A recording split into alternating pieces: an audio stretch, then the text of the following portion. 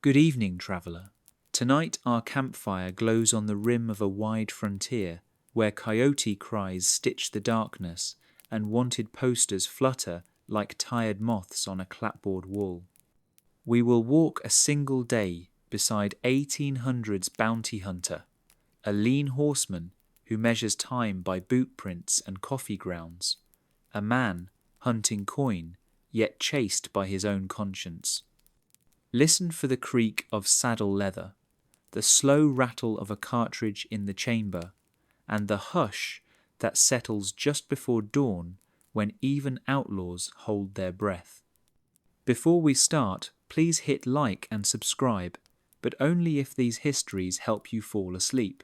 And in the comments, share the last image or sentence you remember before falling asleep. Imagine hitting the snooze button on your phone and realizing there is no phone, no snooze, and no app to order coffee before work. It is 1805, and the United States is still figuring out how many states it actually has, much less how to police them. Urban police forces in the modern sense are rare outside a few East Coast cities. Most local law is a single elected sheriff, possibly his cousin as a deputy, and whatever nervous volunteers they can round up. Step a day's ride beyond the courthouse, and you are off the legal map, like walking out of Wi-Fi range today and discovering your streaming service just stops. Criminals know this, and newspapers from Boston to New Orleans fill with breathless tales of thieves who vanish into forests or deserts, never to be seen again. Communities hungry for order need a plug-and-play solution. Enter the freelance problem solver, the bounty hunter. The idea of paying private citizens to capture fugitives is older than the Republic itself. Medieval England offered hue and cry rewards, and Spanish colonists in the Americas occasionally posted silver pesos for renegades. But in the early United States, two things turbocharged the practice.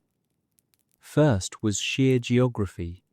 Stretch a thin blue line from Maine to the Mississippi, and it looks more like a dotted suggestion.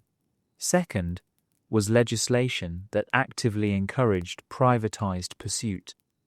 The most infamous example is the Fugitive Slave Act of 1793, which placed monetary value on capturing escaped slaves. While abhorrent, it established the legal precedent that private individuals could seize a person and drag them back across state lines to collect a fee. Remove the horrific moral context, swap the target from enslaved people to bank robbers, and you have the blueprint for 19th century manhunts. Fast forward to the 1830s, the frontier presses west, railroads are still a wild dream sketched on napkins, and gold has not yet been discovered in California. Counties cannot afford professional marshals, so they outsource justice. Wanted posters become the vintage version of gig economy push notifications. Deliver one horse thief, get $50. It is DoorDash with Winchester rifles. You might be an ex-soldier, a half-broke ranch hand, or an adventurous immigrant who thinks the new world offers better odds than the old one. Grab a newspaper, scan the reward listings, and pick your quarry like a modern driver picking surge-priced fares. Technology, or the lack of it, also shapes the trade.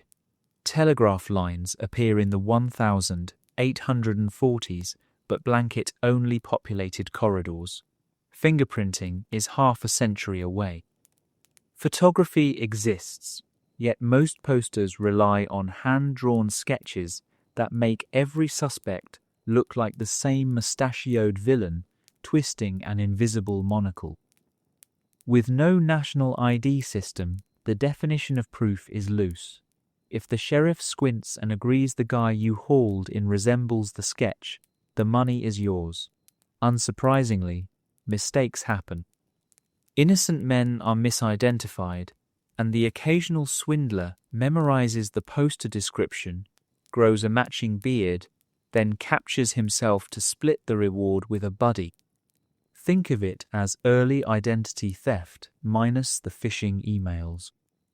Legal gray zones boost the profession even further. After the Mexican-American War ends in 1848, treaty lines slice across what is now the Southwest. Criminals hop the border into territory that American deputies cannot enter without paperwork, but private hunters face fewer diplomatic headaches. Some cut deals with local alcaldes, others simply ride in at night, nab the target, and gallop back north before anyone posts a complaint to Washington. It is extraordinary rendition on horseback, long before the phrase existed. Not every government official loves this arrangement. Editorials in respectable newspapers worry about armed mercenaries turning the plains into a personal shooting gallery. Courts in New England periodically try to curb bounties, arguing that arrest is a public duty, not a paid hobby. Yet rural voters see results. A wanted murderer shows up in manacles. A stagecoach bandit ends up on trial. Hard numbers are slippery bureaucrats filed statistics with the same diligence many teenagers file homework today, but anecdotal reports suggest bounty hunters clear more open cases than poorly funded deputies. For cash-strapped counties, it is a bargain. Pay only when the job is done, no pension, no uniforms, no drama if the hunter gets himself killed. The Civil War brings both a pause and a reboot. Many seasoned trackers enlist, swapping quarry for Confederate or Union soldiers. When the war ends in 1865, thousands of veterans return with sharpened tactical skills and itchy trigger fingers. The country, meanwhile, is flooded with cheap surplus firearms, and railroads finally stretch coast to coast. Suddenly, a hunter can chase a fugitive from Kansas City to San Francisco in days instead of months. Posters sprout in ticket offices.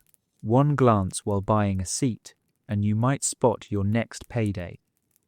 The Pinkerton National Detective Agency, founded in 1850, seizes the moment by franchising bounty work under corporate branding, like the Starbucks of Pursuit. Pinkertons hunt train robbers, counterfeiters, even fringe political radicals, further normalizing the idea that private contractors can enforce public laws. Culturally, the hunter morphs from shady opportunist to folk anti-hero. Dime novels in the 1870s glamorize sharpshooters who track villainy across the Rockies, always pausing to deliver a witty one-liner before slapping irons on the scoundrel. In reality, most of these men, and a few formidable women, sleep rough, argue with bureaucrats for their reward, and occasionally perish from infections that modern antibiotics would cure in a weekend.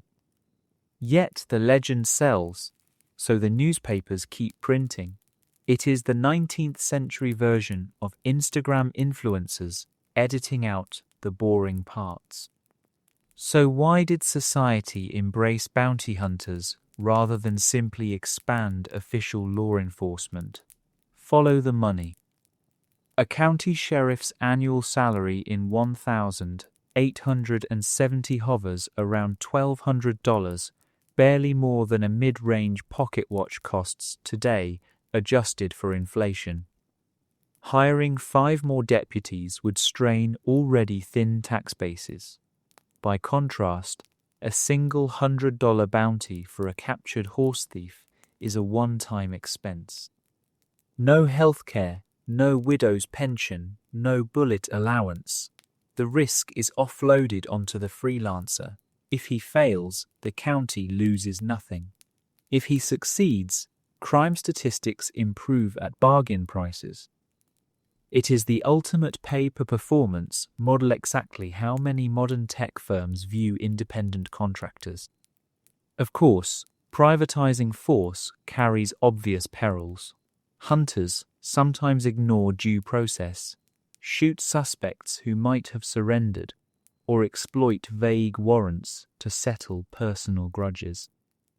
Courts wrestle with precedents that will one day shape modern debates about private security firms and stand-your-ground laws. Yet for much of the 19th century, the moral calculus is stark.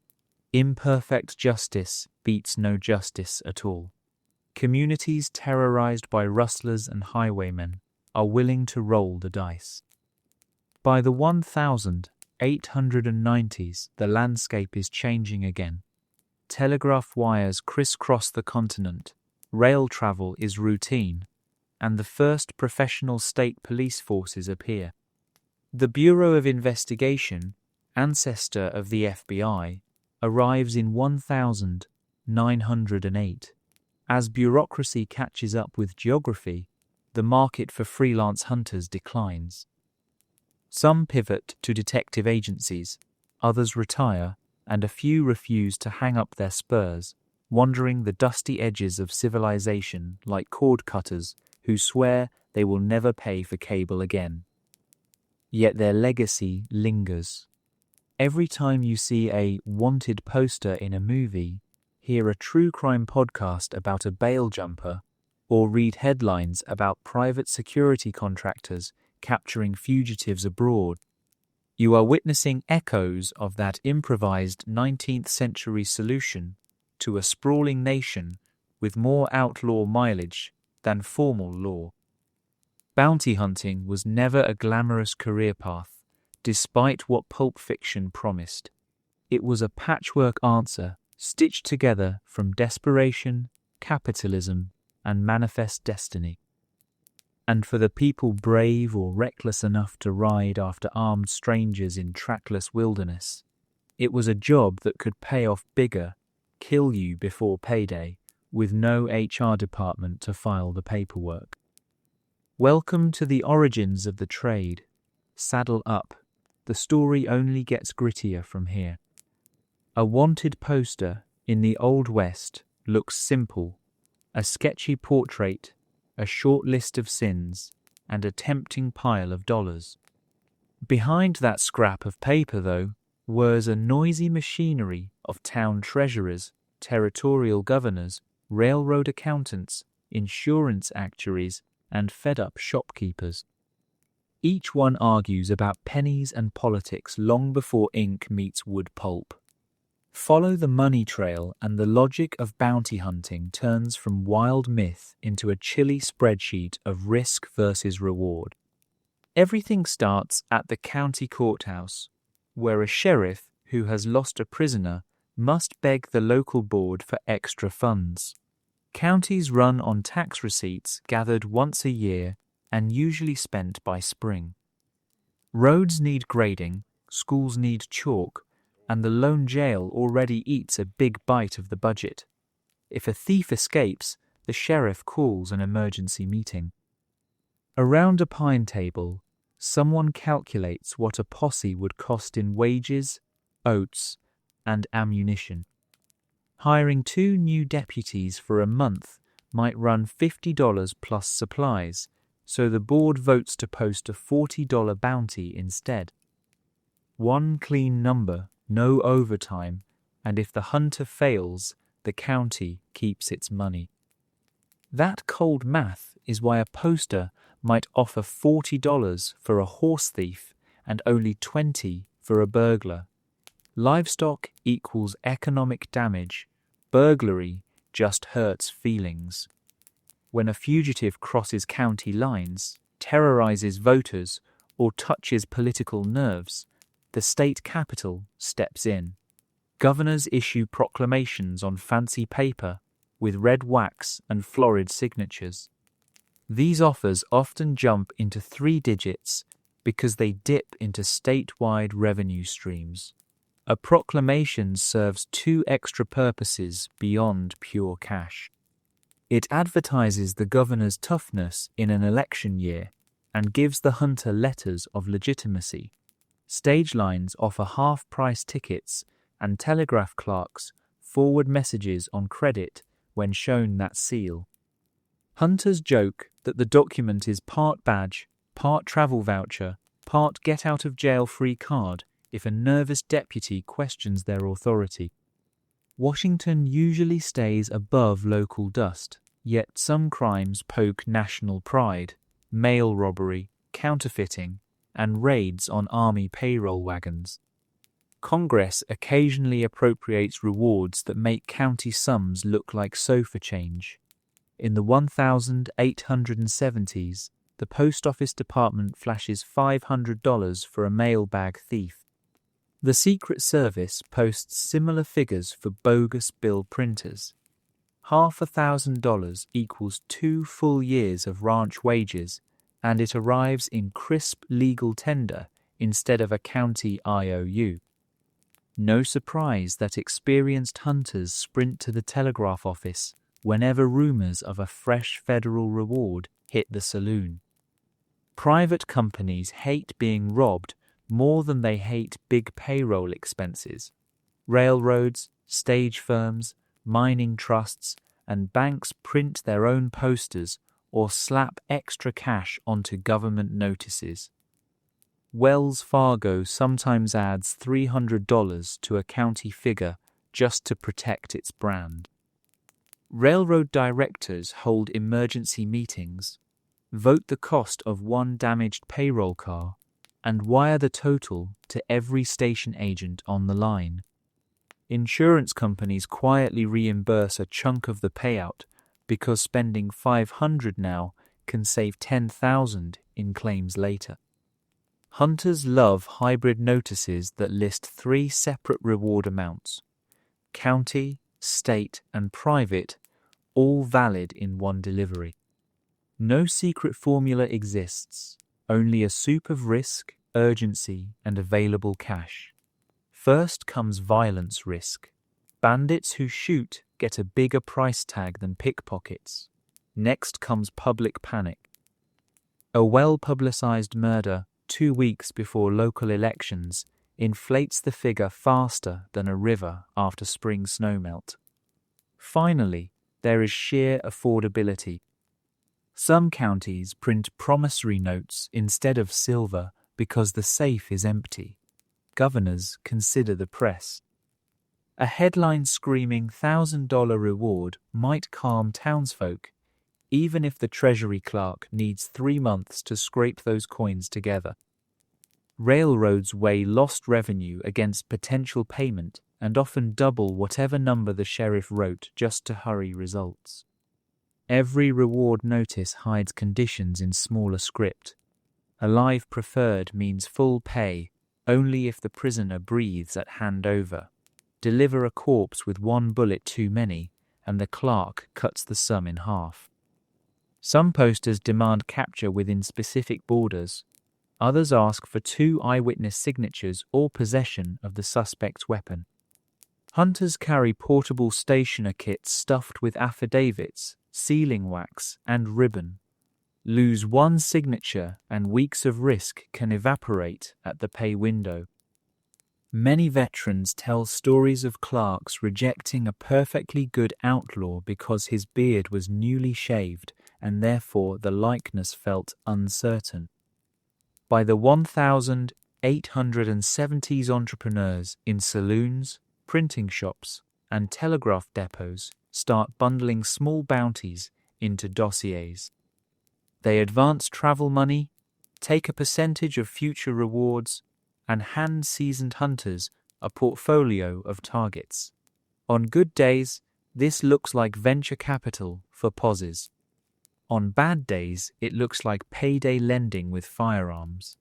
Brokers sometimes cancel a posted reward after the hunter rides out, pocketing unused county funds when officials quietly withdraw the notice. Word of mouth becomes a vital vetting tool.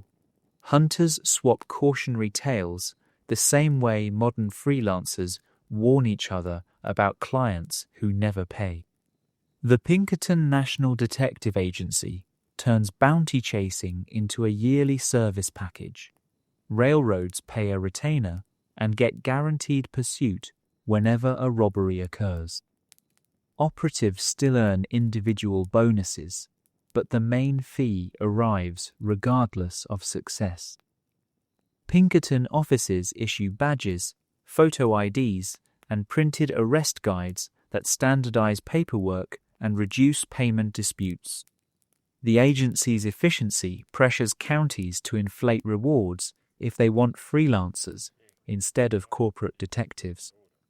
It also nudges bounty work toward a more professional, less chaotic image, though gunplay remains part of the equation. Landing the outlaw often proves easier than collecting the cash. The hunter drags prisoner and papers to a courthouse where a clerk inspects scars, moles, and the poster's crude sketch. If satisfied, the clerk drafts a warrant on the treasury, but actual coins appear only when the judge signs and the treasurer opens the safe. Hunters spend days in boarding houses watching room and feed bills nibble away at the promised reward. Famous gunman Tom Horn once guarded a captive for a week because the county commission was out of town on a surveying trip. By payoff time, his profit margin barely beat a month of ranch wages. Newspapers print editorials chastising bounty schemes as blood money, while others hail them as thrifty justice.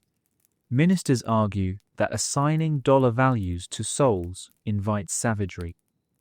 Shopkeepers counter that safer streets help the cash draw. Each high-profile mistake sparks fresh outrage. Each spectacular capture sends a burst of applause through frontier taverns. Officials keep posting rewards because budgets are thin, deputies are few, and criminals remain opportunists. In that harsh calculus, money stays the quickest deputy a county can afford. A wanted poster is more than pulp and ink. It is a budget sheet, a political ad, a private insurance policy, and a psychological gambit rolled into one. Understanding how each figure lands on the board reveals why strangers with rifles kept saddling up to chase other strangers across endless plains. The sums were rarely as rich as legends claim, yet they were just rich enough to keep the system humming whenever the courthouse safe held even a single silver dollar to spare. Picture a dusty frontier main street at dawn, blue light sliding between unfinished plank buildings. You finish a tin mug of coffee that tastes like boiled nails and wander over to the notice board. The top poster waves $50 for a horse thief. Another, printed on fancy parchment, promises $500 from a railroad for 2 train robbers, dead or alive. At first glance, the frontier looks like an ATM for anyone with a saddle and a steady trigger finger. Yet the reality of a 19th century bounty hunter's paycheck is a study in razor-thin margins, runaway expenses, and the kind of accounting that would make modern gig workers nod in sympathy. Start with income on paper. A county reward often sat between $20 and $100. Numbers determined less by the villain's villainy than by whatever the courthouse safe held that morning. Governors could tack on a few hundred for crimes that splashed across newspapers, and corporations sometimes doubled the pot when robberies hit their balance sheets. Read enough posters, and you might conclude a single capture could buy a small farm. Statistically, though, the average hunter landed only a handful of paying arrests a year. Many chases ended empty-handed, and no sheriff cut consolation checks for tries. Ex-soldier Samuel Kittredge, whose journal survived in a Nebraska attic, wrote that in 1873, he rode after 9 wanted men and secured payment on 3. His gross earnings came to $340, which sounds rosy until the next column of his notebook lists costs. Most expense ledgers begin with the horse. A good frontier mount cost $70 to $100 up front and required daily feed when grass ran thin. Saddle, blanket, and bridle added another $20. Ammunition 8 coins 1 cartridge at a time. A single box of rifle shells matched a farmhand's weekly wage. Then came provisions. Hunters packed bacon, beans, and coffee, but long pursuits forced them to restock at trading posts that knew desperation when they saw it. Prices could double the moment a shopkeeper spotted a reward flyer tucked in the customer's vest.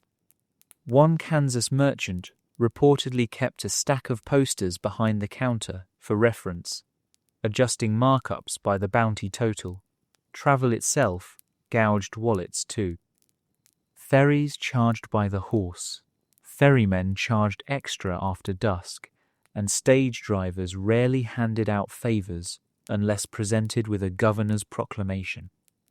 All those tolls came out of pocket long before any courthouse clerk unlocked a strong box. Even successful deliveries triggered fresh deductions.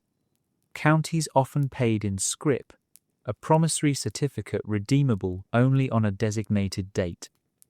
Hunters, unwilling to wait, cashed scrip at a discount with local bankers, sometimes losing 10% instantly. Bigger rewards drew bigger claws. Pinkerton operatives, for instance, received base salaries but surrendered half of any bonus to agency overhead. Independent hunters, who worked through brokers, owed a commission ranging from 15 to 30%. Add celebratory bar tabs, inevitable doctor visits for scrapes and grazes, and the quiet generosity expected when you swung through the town that tipped you off. And the original figure on the poster melted faster than snow in July. Risk-weighted pay looked good only when luck ran hot.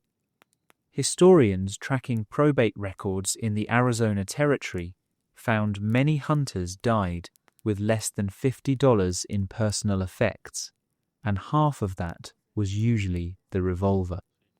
When life insurance finally crept westward in the 1890s, underwriters classified bounty hunters in the same premium bracket as dynamite men and riverboat pilots. Premiums soared, policies were small, and payouts often went straight to unpaid boarding house keepers. Family members sometimes sued counties for rewards the deceased had been about to collect, only to learn fine print voided the deal once the prisoner changed hands to another escort. That said, a minority of hunters did strike gold, figuratively if not literally. Those who specialized in high-value federal targets could clear $1,000 in a single calendar year, a sum that vaulted them into the local merchant class. They invested in livery stables, saloons, even early real estate ventures along new rail spurs. Their stories fed the legend, encouraging newcomers to ignore the actuarial tables. It was the frontier version of modern startup mythology, a few headline exits erasing thousands of quiet failures. Newspapers loved these rarities because column inches filled faster with triumph than with tales of men pawning boots for saddle soap. One overlooked income stream came from side hustles. Hunters escorted stage shipments, guarded payroll wagons, or served subpoenas for territorial marshals while scouting leads. Alan Pinkerton's manual explicitly advised operatives to accept small protection gigs en route, likening it to picking up spare change on the floor. Not every sheriff approved. Some feared divided loyalty. But reality on the trail rarely matched the tidy instructions filed in capitals. During slow seasons, many hunters freighted ore, wrangled cattle, or guided immigrants over mountain passes, turning the bounty poster into a part-time lottery ticket rather than a main career driver. A final truth hid beneath all the ledgers: time has value even when the saddle is idle. Hunters spent weeks staking out water holes, interviewing ranch hands, or tracking half-erased hoofprints through canyon lands. Every sunrise without a capture was a payday foregone, yet quitting early meant forfeiting expenses already sunk. Modern economists call that the sunk cost fallacy. Frontier hunters called it Tuesday. Diaries tell of month-long pursuits ending when the quarry drowned crossing a river or disappeared into Mexico, where the reward no longer applied. In each case, the hunter rode home lighter by 50 pounds of supplies and heavier with debt. After tallying averages, scholars estimate a full-time independent hunter netted between $200 and $400 a year, roughly the wages of a skilled blacksmith without the promise of steady hearth or community respect. The remuneration was lumpy, seasonal, and saddled with mortal risk. If that sounds grim, consider why anyone stayed in the game. Part of it was personality. Restless veterans and thrill-seekers preferred danger over plough lines. Part was social mobility. A single lucky arrest could outstrip a decade of tenant farming. And part was the sheer psychology of the chase. Hunters spoke of the job as if it were a card game with infinite antes, one more ride always promising to turn thin silver into thick gold. In the end, the bounty hunter's bankroll balanced on the edge of a Bowie knife. A poster's bold number hinted at fortune, yet hidden fees, dead leads, and occasional bullets kept most pursuers hovering just above insolvency. The profession paid enough to entice, seldom enough to satisfy, and never enough to cushion a fall. It was capitalism on horseback, teaching its hard arithmetic with every mile of dust and every unpaid boarding house bill pinned under a tin star. The sun is barely over the ridgeline when a bounty hunter hauls himself into the stirrup. Forget cinematic leather that never squeaks and immaculate revolvers that gleam like showroom chrome. Real frontier kit is a mosaic of patched canvas, sweat-stained rawhide, and metal kept alive by constant oiling. Survival depends on each item working when called upon, so equipment lists are treated the way modern commuters treat phone batteries and Wi-Fi signal strength. Miss one piece and the whole day can unravel. Start with the horse, the true business partner. A hunter who skimps here might as well post his own wanted notice.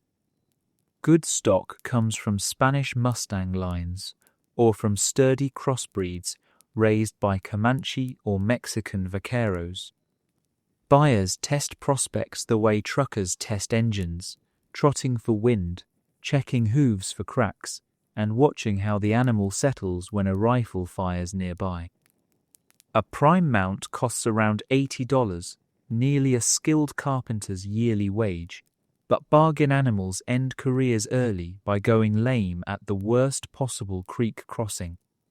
Hunters pack spare shoes and tools to nail them, because a blacksmith may be 3 days behind and 5 days ahead. The saddle is equal parts chair, toolbox, and miniature warehouse. Texas cowboys favor the double rig with 2 cinches for stability at full gallop, while plains trackers sometimes use lighter California trees to shave ounces. Saddlebags hold bacon, beans, coffee, a tin cup, a small mirror for signaling, and a sewing kit for both clothes and skin. A slicker is rolled behind the cantle like a modern rain jacket stuffed in a bike basket. Under the seat lives a rawhide string tied to the hunter's revolver so it cannot disappear during a tumble. Some rigs even have a hidden pocket sewn inside the fender for emergency silver coins, the frontier equivalent of tap to pay when all else fails. Clothing must tackle temperature swings that can bake bread at noon and freeze water before dawn. Wool beats cotton for warmth even when wet, so hunters layer flannel shirts under canvas jackets. Trail dust is so relentless that many wear a bandana soaked in vinegar across the mouth. The smell discourages conversation but spares lungs from powder-fine grit. Boots have tall tops to deflect rattlesnake strikes and thorns, and spurs double as icebreakers on creek crossings. A felt hat with a broad brim shades eyes, diverts rain, and stores a tiny compass under the sweatband. Nothing is left without extra function. Firearms occupy mythic space, yet practical realities trim the arsenal. A standard loadout pairs a revolver for quick defense with a longer gun for serious engagements.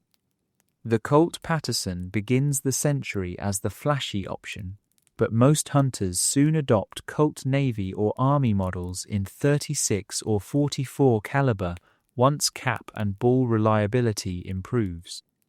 By the late 60s, the metallic cartridge 44 Henry rifle is a hot item because it shares ammunition with the revolver, cutting pack weight, and resupply headaches. Lever guns also reload fast under saddle, an advantage when a fugitive's cousins lurk in the mesquite. A shotgun rides scabbarded across many saddles despite its extra pounds. Loaded with buckshot, it opens negotiations at close range faster than any lawyer. Hunters often keep one barrel filled with shot for snakes and one with a solid slug for sudden ambushes. Ammunition travels in leather belts or wooden boxes wrapped in greased linen to keep the black powder dry. Each cartridge costs a few precious cents, so practice sessions are short and purposeful, often carried out at dusk against improvised targets like mesquite knots or discarded tin cans. Knives are non-optional. A Bowie 8 to 10 inches long handles camp chores in the morning and decides wrestling matches at night. Many hunters carry a second, smaller blade in a boot for slicing jerky or cutting hobble ropes without drawing attention. Sharpening stones ride in pockets because a dull blade is an insult to common sense. Alongside the blades sits a coil of rawhide lariat. Its primary role is tying down prisoners, but it also drags firewood, stakes out horses, and even works as an impromptu tow line when a partner's saddle rig breaks. Medical gear fits into a pouch no bigger than a paperback. A roll of linen bandages, a bottle of carbolic acid or whiskey for sterilizing, a tin of lard mixed with sulfur for insect bites, and sewing needles complete the kit. Some add laudanum for pain, though overdoses are common and sometimes deliberate when a wounded man knows he will not see morning. Hunters watch their own health zealously because a simple infection can undo the best laid trap. An extra pair of socks and a dab of bear grease on the feet can mean the difference between a fast march and a festering blister that stops the chase cold. Navigation relies on instinct aided by low-tech tools. Compass and pocket map guide long jumps, but local landmarks do the fine work. Hunters memorize which cottonwood stands hide shallow fords, which buttes point like arrows toward water, and which trading posts will trade coffee for fresh gossip. Night travel uses the North Star or the moon's horns. Loss of direction wastes days, and days burn provisions, so orientation skills carry as much value as marksmanship. Communication gadgets are nearly non-existent. Hunters tie messages in horsehair knots to be left at prearranged trees or shove scraps of paper under rocks at waypoints. Telegraph stations appear sporadically along major lines, but using them risks tipping off the quarry. Many hunters prefer coded phrases. Ordering 2 pounds of nails at the general store might mean arrived safely, send second team. The codebook lives in a vest pocket, always within reach, folded to the thickness of 3 playing cards. Even modest luxuries earn pack space if they serve morale.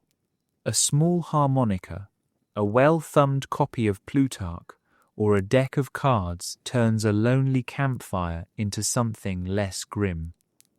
Tobacco is nearly universal, partly for barter value, partly for soothing nerves after hours of bottleneck tension when every twig snap could be an ambush.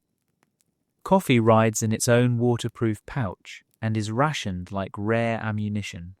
Hunters joke that they could give up bullets before they give up beans. All this gear stays alive only through discipline.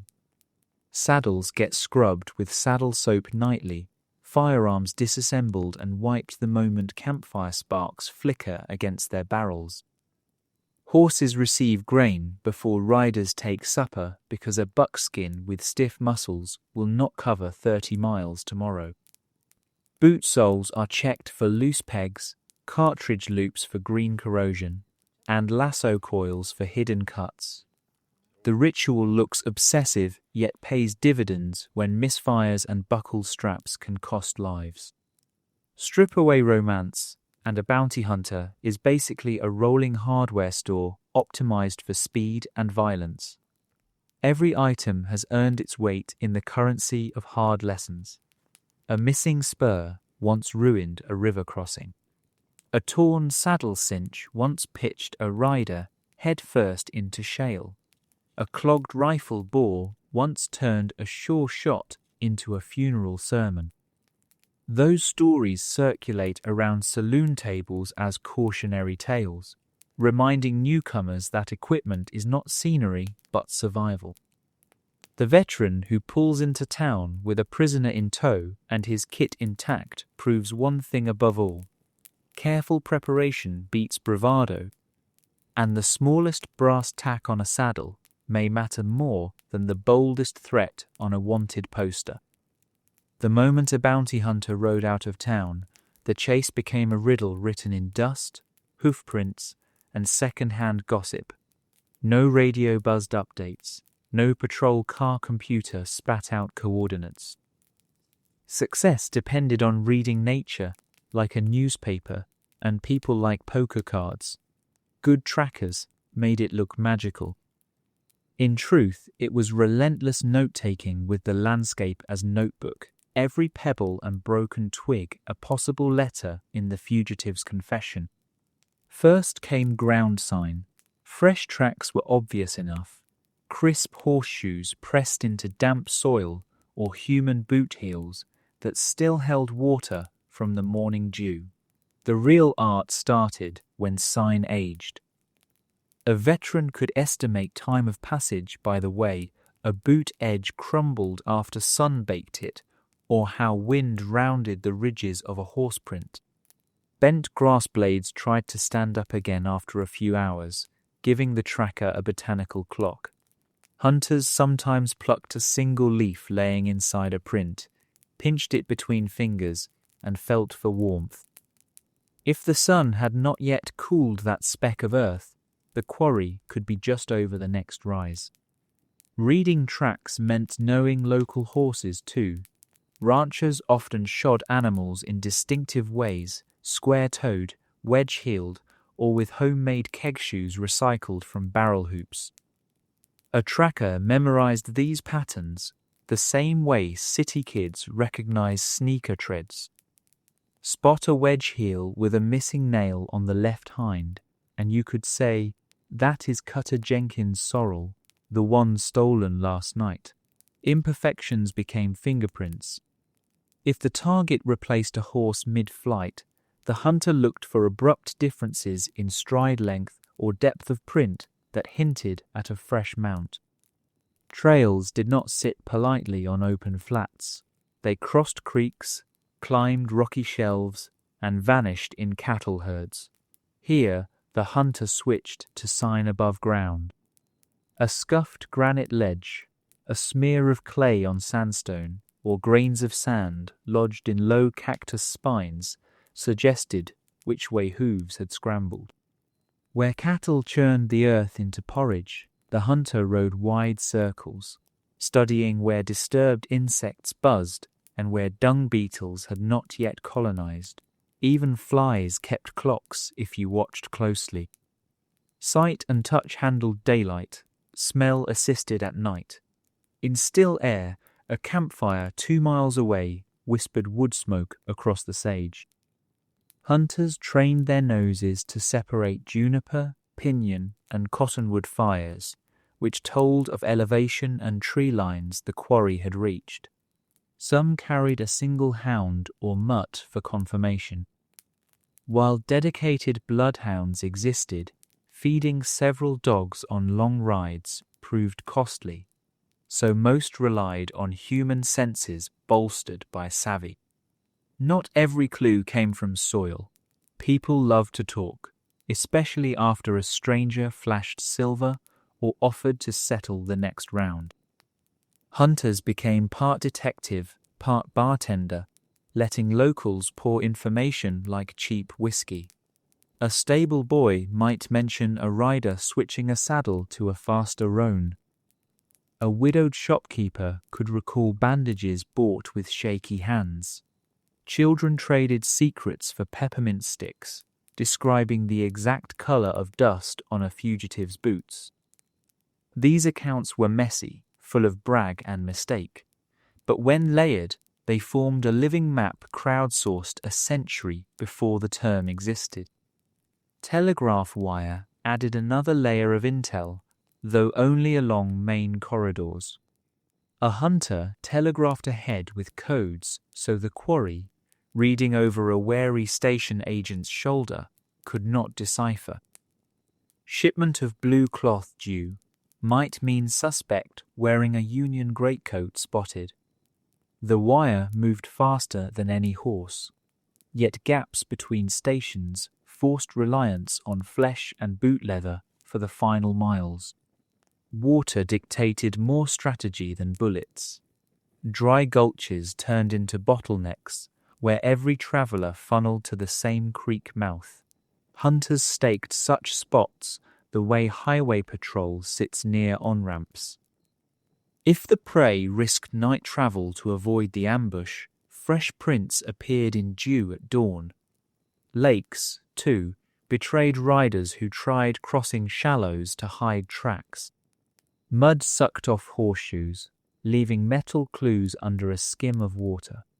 Some fugitives waded upstream, hoping to exit without footprints on either bank. A patient hunter checked downstream sandbars for unnatural ripples and stray horsehair snagged on driftwood. Cowboys say the sky is a mirror, and hunters used that mirror at dusk. Dust rising from distant riders created vertical columns that glowed pink in slanting light. A tracker could read herd size and pace by how long those rose-colored plumes lasted. He might then angle his approach to keep the setting sun behind him, turning himself into a silhouette lost in streaks of glare. Modern drones do the same trick with infrared, but the principle of using one spectrum to hide in another is old as dirt. When sign went sparse, psychology stepped in. Where would an exhausted, half-starved man gravitate? Toward abandoned line shacks, hidden springs, or outlaw sympathetic settlements? Hunters kept mental catalogues of such possibilities. One Arizona posse always checked a certain box canyon where mesquite pods sweetened a spring. Another tracker in Wyoming marked on his field map every little Mormon outpost known to trade bread for labor. Predicting a fugitive's next decision saved days of fruitless circles and sometimes ended the chase with one lucky guess that felt like clairvoyance. Yet every hunter carried stories of trail confusion. High wind erased prints in minutes. Flash floods wiped entire days' sign. Herds of migrating buffalo trampled clues into nonsense. In those times, the rider shut down speed, kindled patience, and let the land speak again. He might camp without a fire, so night ears stayed sharp, or he might climb a ridge to scan for errant glints from tin cups or belt buckles reflecting moonlight. Sleep came in catnaps while the horse grazed short-cropped grass, one hand always curling around the carbine. Closing on the quarry shifted tactics. Fresh dung that steamed in cold air meant minutes, not hours. The hunter unsaddled heavy gear, looped reins around his arm, and moved at a crouch where tall grass allowed. He felt ground tremors through boot soles and sniffed for horse's sweat in the breeze. Finger on trigger, he preferred surprise capture without a shot fired, for each shot invited relatives of the wanted man to add their own lead to the discussion. Tracking was never just wilderness savvy. It demanded iron stamina, short bursts of mathematical deduction, a gambler's instinct, and a willingness to learn from every tiny failure. The best hunters logged trail notebooks noting how clay changed color after rain, or which desert flowers opened at what hour, using such cues as improvised clocks. They joked that a fugitive could outrun a single mistake, but not outrun geography.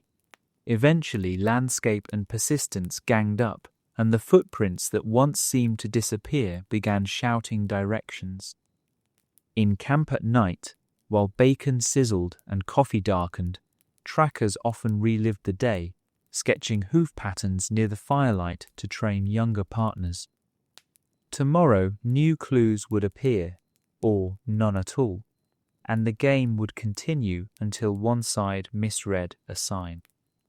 The hunter counted on skill stacking in his favor, believing every fresh mile added pages to an encyclopedia only he could read. A good tracker trusted that knowledge more than luck, faith, or revolver capacity, for without the ability to decode the land, all the iron in his saddle would rust useless in the holster. Step outside any frontier town, and you enter a wilderness that treats humans like temporary visitors. A bounty hunter who expects the land to cooperate quickly learns humility. Heat, cold, wind, water, and wildlife form a brutal committee that votes every day on whether the chase will continue. Success depends on anticipating the landscape as carefully as the quarry's next move. Summer, on the southern plains, turns the sky into a kiln. Noon heat shimmers above dry grass, licking moisture from tongues and saddle leather alike. Hunters wrap wet bandanas across their noses just to keep each breath from scorching lungs. Water becomes a currency more valuable than bullets. Riders memorize every seep, spring, and buffalo wallow within a day's radius. Empty canteens have driven more hunters to abandon a pursuit than any bullet fired by an outlaw. Pursuers sometimes travel in pre-dawn darkness to save the horse's strength, sleeping through the hottest hours curled beneath mesquite or cottonwood where cicadas drone like distant machinery. Even then, mirages dance on the horizon, tempting thirsty men toward non-existent ponds. Veterans throw stones at the illusion. If no splash follows, they steer wide and keep their hope bottled until the next confirmed creek. 1,000 miles north, a different misery reigns. Winter comes early to the Dakota plains. dropping temperatures until rifle barrels sting to the touch. Frostbite can claim a nose, ear, or fingertip during a single night watch. Horses breathe plumes that crust their manes with glittering ice. Hunters mix snow into oats, so the animals ingest precious water without stopping to break frozen streams. Canvas tents crackle with frost, and laudanum loses potency when liquid turns to slush. Any man too proud to carry fur mittens discovers his revolver trigger can no longer feel his numb finger. Many chases pause not because the quarry has escaped, but because the hunter must retreat to the nearest trading post to thaw bloodied toes in lukewarm whiskey. Weather swings faster in the mountains than on the plains. A Colorado afternoon may start under postcard blue, then detonate into thunderheads that fling hail the size of jawbreakers. Lightning stalks the highest object, which is often a lone rider on horseback. Hunters stow rifles in leather scabbards and crouch beside low rock outcrops while the storm rips apart timberline pine. A direct strike can spook a horse into bolting miles downhill, leaving gear scattered like breadcrumbs. Tales circulate of riders using their saddles as makeshift sleds on sudden snowfields, sliding into ravines and clawing out again with sprained wrists. Mountain weather respects no timetable except its own, so prudent trackers schedule travel near dawn when patterns are most predictable and leave afternoons for sheltered observation posts. Rain can save or doom an expedition. A steady downpour hides hoofbeats and masks scent trails, letting a hunter slip closer to camped fugitives. The same rain turns clay roads into adhesive sludge that yanks horseshoes and snaps wagon axles. Swollen rivers erase fords mapped only the month before. Hunters probe with lances of driftwood, searching for footing, sometimes swimming beside their mounts, while pistols sit double-wrapped in oilskin. If the current proves too fierce, days vanish as riders detour upstream for a safer crossing. Meanwhile, the quarry may gain a week's lead or drown trying the same passage. The Missouri, Cimarron, and Pecos all keep unmarked graves of men and mares dragged under swirling debris. Dry country breeds separate hazards. A dust storm rolling across West Texas appears first as a smeared bruise on the horizon. Within minutes, wind roars hard enough to skin paint off wagons. Sand needles, flesh, blinds eyes, and lodges in rifle mechanisms. Hunters bury their faces in saddle blankets, trusting the horse's instincts, while visibility shrinks to arm's length. The storm ends as abruptly as it began, leaving drifts where none existed and covering all fresh tracks. An entire morning's detective work disappears under new dunes, and the chase resets like a cruel game board. Terrain itself fights back.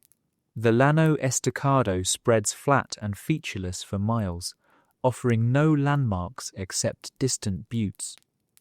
Without a compass, a rider may spiral in circles until the sun's arc scolds his mistake. Farther west, desert basins hide cracked arroyos that collapse beneath hooves, swallowing horse and hunter in dusty avalanches. Efforts to climb out strip fingernails raw, while waterskins drip their last ounces into powdery crevices. In the Appalachians and Ozarks, the enemy is not vast emptiness, but suffocating density. Laurel thickets clutch at stirrups and revolver grips. Moist soil spawns armies of ticks that crawl under woolen shirts to deliver fevers. Hunters move noisily, snapping deadfall with every step and alerting fugitives long before arrival. Rifles become spears as muzzle flares risk igniting leaf litter. Moonlit travel helps, though mist hugs river valleys and blurs ridges into ghost shapes. Many trackers confess that they trust smell more than sight in those forests, catching the stench of wood smoke or unwashed bodies when the wind cooperates. Wildlife shares the hit list of daily dangers. Rattlesnakes bask on rocky inclines, invisible until the horse dances sideways. Anti-venom rarely rides in saddlebags, so hunters improvise with tourniquets, liquor, and crude incision techniques learned from field surgeons. Grizzlies in the Rockies show little respect for territorial lines on maps. One swipe can remove a hunter from payroll forever. Alligators patrol southern swamps where fugitives hide among cypress knees. Mosquito clouds near stagnant bayous transmit malaria that incubates silently until the hunter wakes sweating under a blanket of his own regrets. Even the humble prairie dog town breaks legs when a galloping horse drops into a tunnel mouth. Fire ranks alongside predators as a constant threat. A single lightning strike or campfire spark can chase riders for miles when wind shifts. Grass fires outrun horses if embers leap ahead in gusts. Hunters watch smoke columns on the horizon, the way sailors watch storm clouds at sea. A wrong guess about wind direction traps them in fiery cul-de-sacs where only bare earth around buffalo wallows offers hope. Smouldering saddles still strapped to skeletal trees serve as grim mile markers for those who arrive too late to warn the next traveller. Nightfall brings its own catalogue of challenges. Temperatures plunge, stealing warmth from exhausted bodies thin on calories. Crickets hush minutes before a cougar's scream echoes across canyons. Stars provide navigation, yet also cast a silver veneer that makes depth judgment treacherous. A distant lantern flicker could be an outlaw camp or a lone sheepherder. Hunters crawl forward clutching carbines, weighing silence against the need to confirm identity. One mistaken shot can kill an innocent and set entire counties against the bounty trade. Despite the barrage of hazards, experienced hunters adapt routines to stack odds. They grease rifle parts with a mix of tallow and beeswax that resists both dust and frost. They stitch thin copper plates into the toes of boots to deflect snake fangs. They pack chunks of dark chocolate for quick energy when fire is unsafe, and they ration green coffee beans that can be roasted on a shovel blade if storms soak firewood. Horses receive daily inspections of hooves, nostrils, and eyes because breakdowns kill more rides than gunfights. Above all, hunters listen to old men who claim the land speaks through changes in birdsong or the way evening shadows pool on particular boulders. Superstition blends with fieldcraft until both become survival grammar. The frontier's harshness never fully obeys preparation. Stories circulate of trackers swept away by flash floods after reading the sky correctly but picking the single cursed ravine. Others endure sandstorms, snakebite, and frostbite only to trip over unseen routes yards from victory. The landscape reminds all pursuers that every mile earned is rented, not owned. Nature writes the terms in fine print hidden under grass blades, snowdrifts, and river foam. A bounty hunter who collects his reward must first survive this ongoing negotiation with sun, wind, water, rock, and claw, signing the contract anew every sunrise with sweat and caution. A bounty hunter, riding out of town, gallops straight into a maze of personalities, each with its own stakes in the chase. The outlaw may be the headline, yet dozens of side characters can derail or accelerate the hunt long before bullets fly. Understanding these people is as important as reading hoofprints in sand. Misjudge a smile or a handshake, and the next coffee you sip might be laced with laudanum. Start with sheriffs, the official law in any county seat. Some treat hunters like unpaid deputies, grateful for fresh muscle. They share warrant details, hint at hiding spots, and even loan a ratty jail cell if a captured fugitive cannot be moved until morning. Others resent outsiders stomping into their jurisdiction. A proud sheriff might withhold clues or worse, slap a hunter in irons for disturbing the peace. The hunter learns to read cues, a wide grin that never reaches the eyes, an office wall plastered with election posters, or a deputy hovering too close to the rifle rack. One veteran swore he never trusted a lawman whose boots looked freshly polished, that shine meant more interest in parades than poses. Territorial marshals and state rangers add a different flavor. These officers often cover hundreds of square miles, so they respect anyone willing to fill gaps on the map. Rangers swap river-crossing tips and rumors of bandit camps in return for spare cartridges or updated sketches of wanted men. Still, cooperation has a price. Deliver a high-profile outlaw, and suddenly the ranger's captain claims credit, leaving the hunter wrestling paperwork for months. The smart freelancer mails duplicates of every affidavit to multiple courthouses, a 19th century version of cloud backup, ensuring at least one clerk has proof of the arrest. Other bounty hunters appear next, both allies and rivals depending on the morning's mood.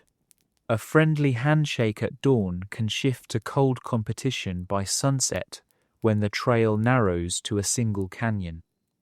Partnerships form over shared campfires where beans bubble and stories grow taller. Two riders divide watch shifts, halving exhaustion. Yet the final payday is not so easily split. Legends abound of partners who rode shoulder to shoulder for weeks, only to draw pistols on each other 10 yards from the sheriff's porch. A few companies try to formalize teamwork through written contracts, but frontier juries laughed at clauses like equitable division of spoils. Trust remained a handshake gamble, backed by loaded revolvers and thin blankets of honor. Civilians create a moving backdrop of potential help or hindrance.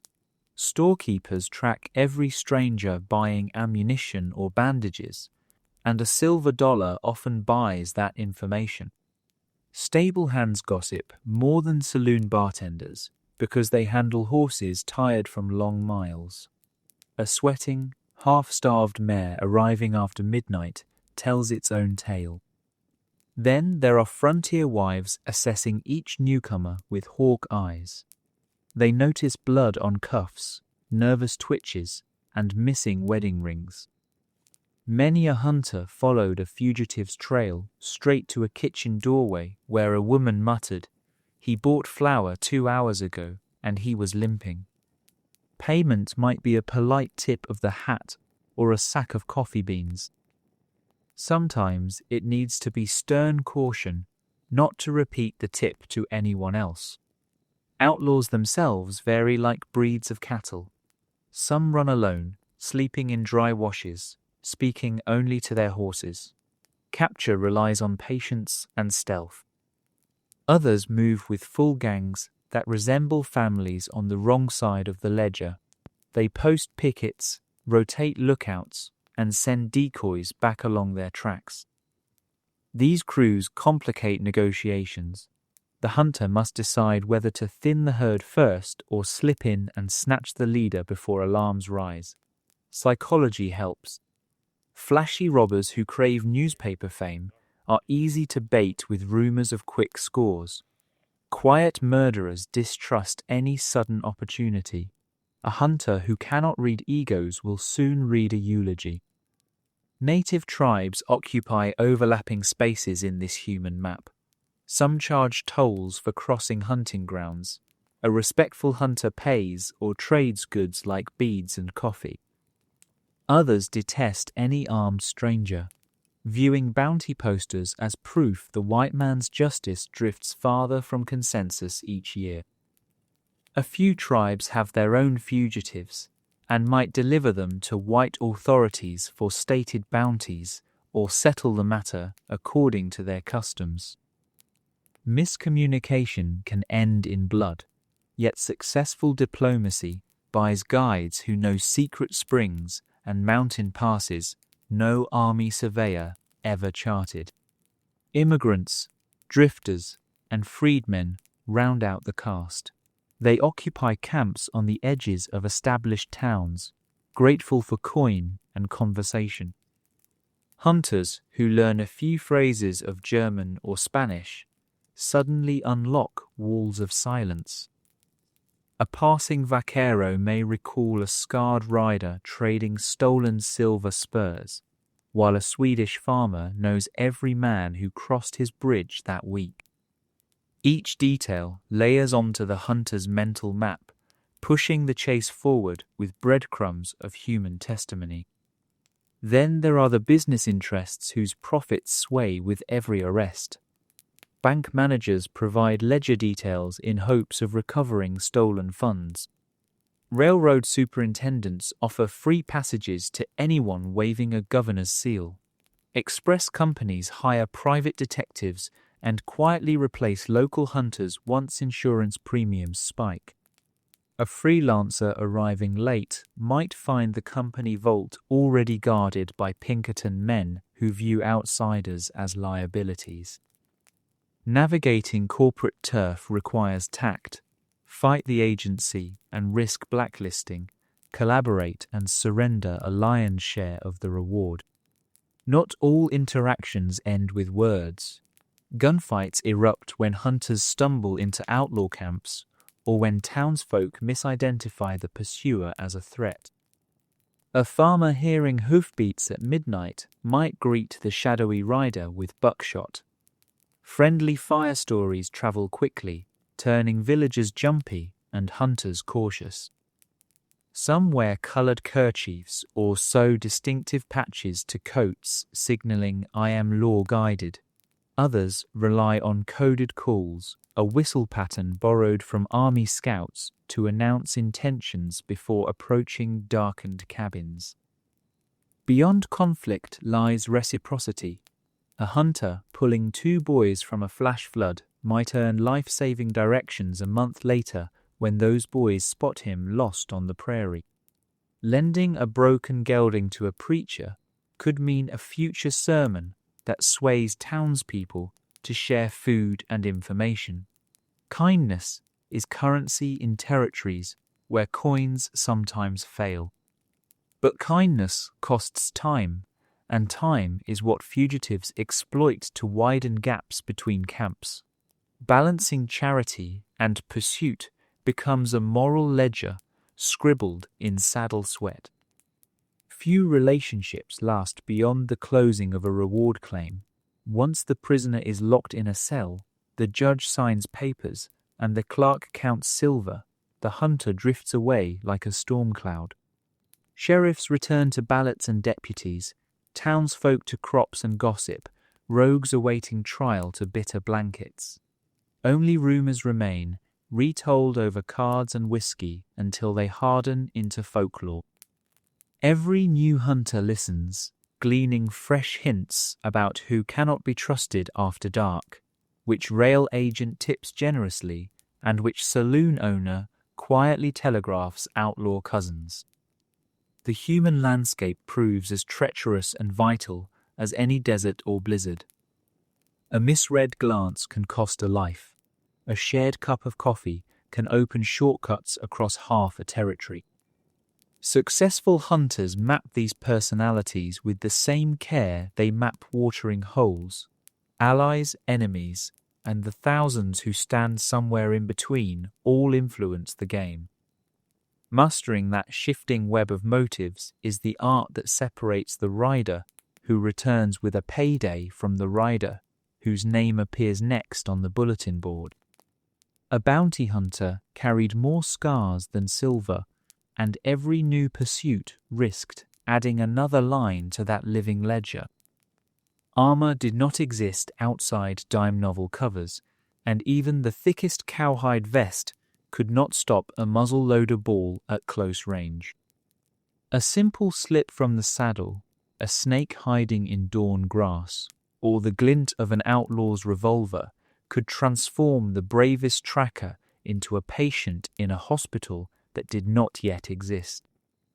Survival demanded equal parts luck, grim knowledge, and stubborn refusal to quit breathing.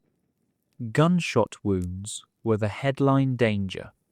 Black powder weapons packed slower velocities than later smokeless cartridges. Yet a .44 lead ball smashed bones and carried filthy cloth and horsehair deep into tissue. Hunters learned to treat bullets like wasp stings on an impossibly large scale. First priority, stop bleeding with direct pressure, or, failing that, a rawhide tourniquet cinched by a stick. Next, locate the exit hole. No exit meant probing with a finger or the tip of a Bowie knife, fishing blindly for the slug while the victim bit down on leather and tried not to vomit. Removing the projectile reduced lead poisoning but opened fresh channels for bacteria. Hunters washed cavities with boiled water cooled just enough not to flay healthy flesh. Whiskey substituted when water ran short, and the sting served as proof of potency. Those who carried carbolic acid or laudanum guarded the tiny bottles like newborns, lose the cork, and the remedy evaporated before the sun set.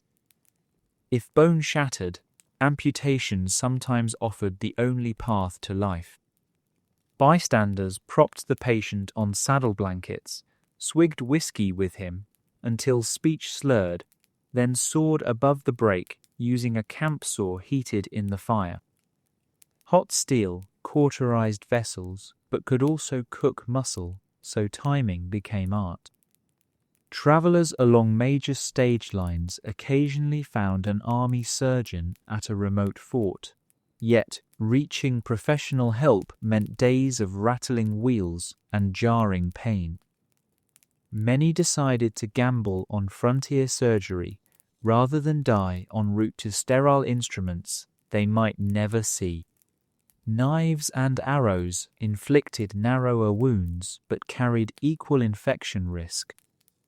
An arrow still lodged could be broken short, shoved clear through, and drawn out the other side to prevent splitting barbed points inside tissue. Hunters coated their penknives with grease before entry, hoping the blade slid without tearing extra fibers. They packed cuts with spiderwebs or powdered charcoal, folk remedies meant to absorb pus.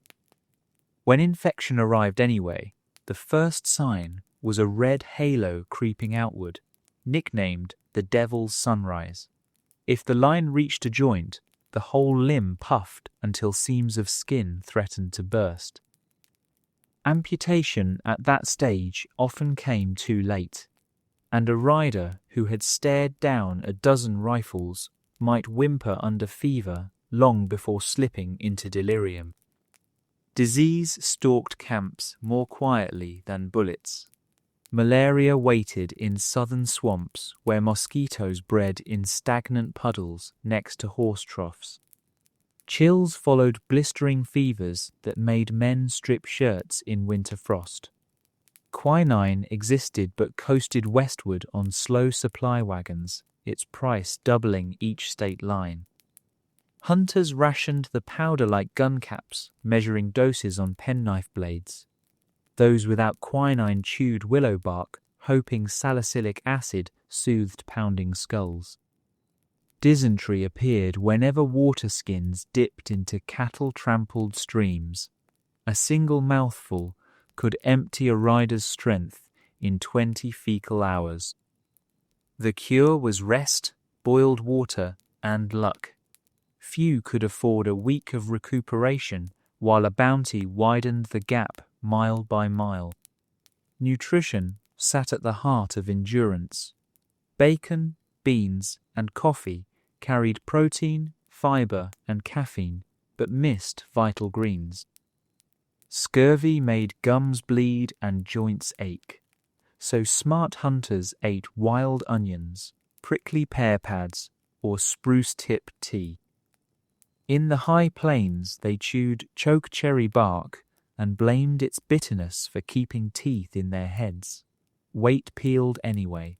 Diaries record men losing 30 pounds over a single summer chase. Their bodies, half sinew and sunburn, barely cushioned saddle sores that turned raw and sometimes wormy. Maggots horrified newcomers, yet seasoned trackers tolerated them, believing larvae cleaned necrotic flesh better than a dull scalpel. Weather piled extra misery. Frostbite blackened toes like overcooked bacon strips. Thawing carried its own risk since rapid warming burst capillaries. The recommended technique was slow rubbing with snow, though few hands had patience in sub-zero wind. Heatstroke, on the flip side, struck hardest when clouds vanished at noon. A hunter might stop sweating, stagger, then collapse as organs cooked internally. Shade, water, and time reversed mild cases. Severe cases ended with comrades piling stones over the body to deter coyotes until relatives arrived. Mental strain rarely earned sympathy, but snapped willpower as surely as a bullet snapped bone. Weeks alone bred voices in an empty canyon that answered back. Hunters invented rituals to anchor sanity. Some kept pocket Bibles, others reread letters until ink smeared, and a few fed stray dogs knowing a wagging tail could yank them from a doom spiral. Nightmares of past gunfights woke sleepers, sending hands groping for revolvers in the dark. Shared coffee at dawn became ad hoc therapy sessions, men confessing terrors to partners who pretended not to remember the next morning. Medical supplies weighed ounces yet decided fates. Each saddlebag carried lint for dressing, a roll of linen, a bone needle threaded with horsehair, and a tin box of bear grease mixed with sulphur to repel insects. A hunter who mislaid that pouch faced the wilderness with bravado alone. Vendors in frontier towns exploited desperation, hawking snake oil that promised to mend everything from consumption to heartbreak. Some concoctions hid morphine, which dulled pain but birthed addiction. More than one gunman sold revolvers to feed a laudanum habit that eventually claimed the same life bullets spared. Despite relentless hazards, survival numbers were not uniformly bleak. Hunters who mastered first aid, respected hydration, and listened to their own fatigue clock boasted decades-long careers. They blamed careless peers for statistics that made headlines. A motto circulated, "Haste buries faster than lead." It reminded riders that skipping a water stop or pressing on with a fever invited sickness deadlier than any ambush. Community also raised odds. Small towns with resident doctors provided crude hospital rooms outfitted with chipped enamel basins and sawdust floors, yet even that beat open-air surgery under swarming flies. Travelling nuns ran apothecaries in mission houses where herbal tinctures filled gaps left by absent pharmaceuticals. Hunters donating a few coins to such charities often found their own names on prayer lists. Intangible insurance, some swore paid dividends when bullets whistled too close. The ultimate truth of frontier medicine lay in triage. Hunters judged whether a wound justified quitting the chase. Many lived by the rule of thirds. Stop if bleeding cannot be contained in 1/3 of an hour. pause if fever lasts 1/3 of a day, and retreat entirely if mobility remains crippled after 1/3 of a week. The arithmetic was crude, yet bought breathing room for recovery. Ignore the fractions, and the land collected unpaid interest in days, sometimes hours. From a distance, bounty hunting looked like a duel between law and outlaw. Up close, it resembled a survival contest against germs, climate, and the frailty of human tissue. Combat might last seconds, but infection measured victory in weeks. Every time a hunter lifted a tin cup with steady hands to accept his reward, he marked a triumph not just over the fugitive, but over countless invisible enemies that had tried to write his obituary first. The final sprint of a manhunt begins long before the hunter sees the whites of his quarry's eyes. It starts with a quiet calculation beside a dying campfire. How close can I approach before a twig creaks? How fast can I draw before he breathes the next syllable? How far will I ride if he bolts for open country? Every decision in those last hours balances hazard against payoff, because the poster may offer full coin only for a captive who can still answer a judge's questions. Sometimes the hunter loves that condition because a live prisoner talks, pointing to hidden loot or accomplices. Sometimes he hates it, knowing a cornered outlaw might shoot first, surrender never. Approach tactics vary with terrain. On an open plain, a hunter rides the horizon at dusk, using the setting sun as a blinding curtain. He dismounts 200 yards out, loops the reins around a sagebush, and crawls flat to reduce his silhouette. Each knee-inch disturbs beetles that skitter away, but the fugitive hears only wind hissing through grass.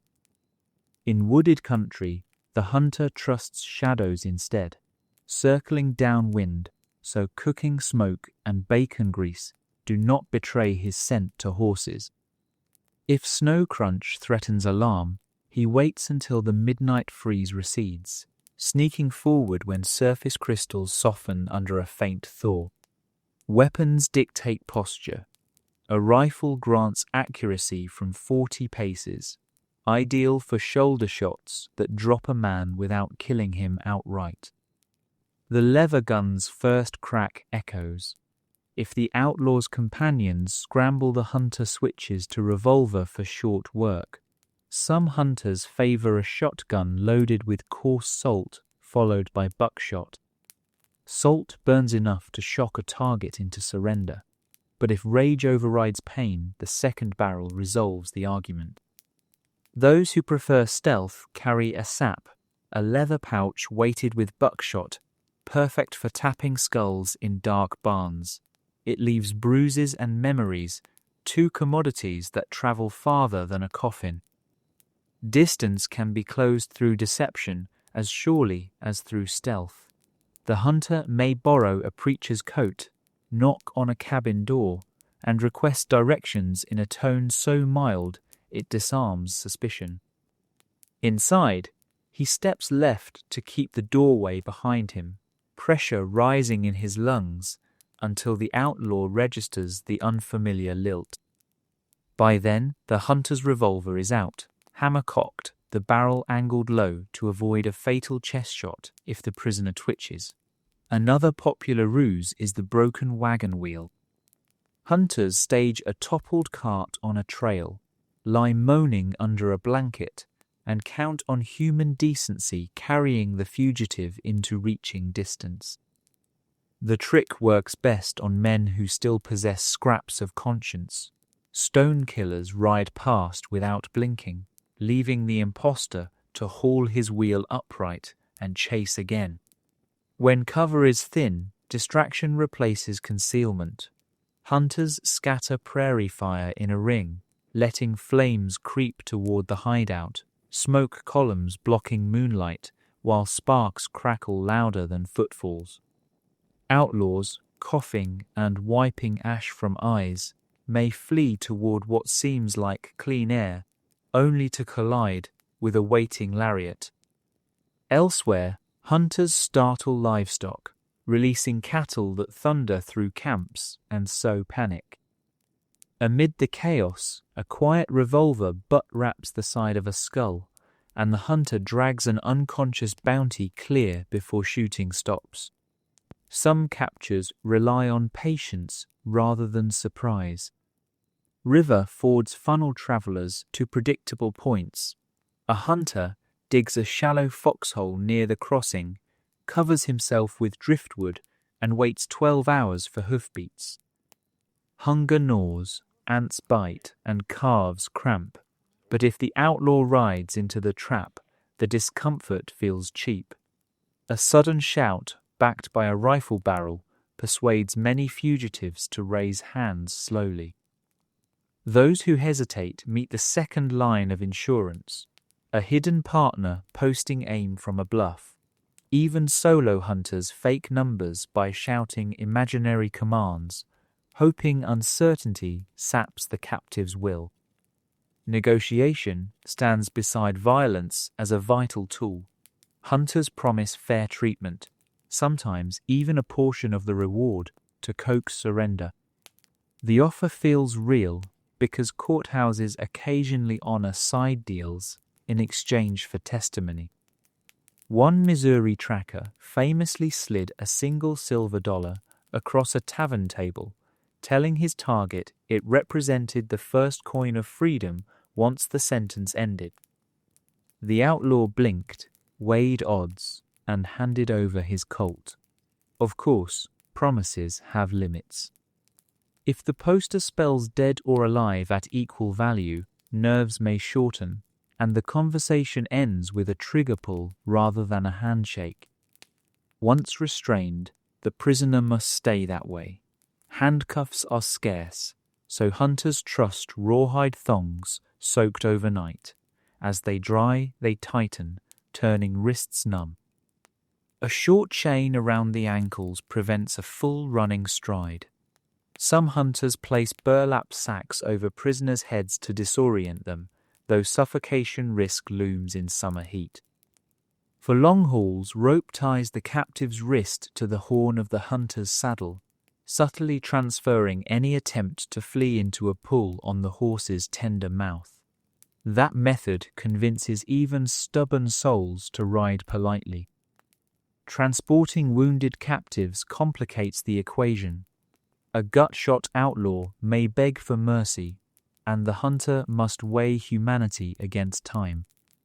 A quick field dressing with burlap, whiskey for infection control, and steady hydration might see the prisoner to trial, preserving the full bounty.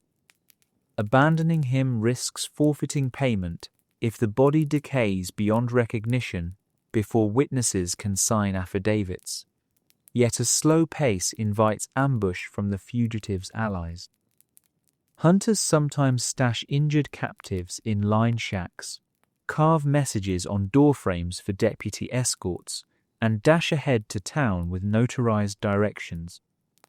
The clerk later validates the map, releasing funds when deputies confirm delivery. It is board game logistics played with living pieces. Ambush remains the constant spectre. Once an arrest is made, every tree stump could hide a cousin aiming a Winchester. Hunters plan exit routes before entry, steering back trails that wind through open terrain where riders cannot hide.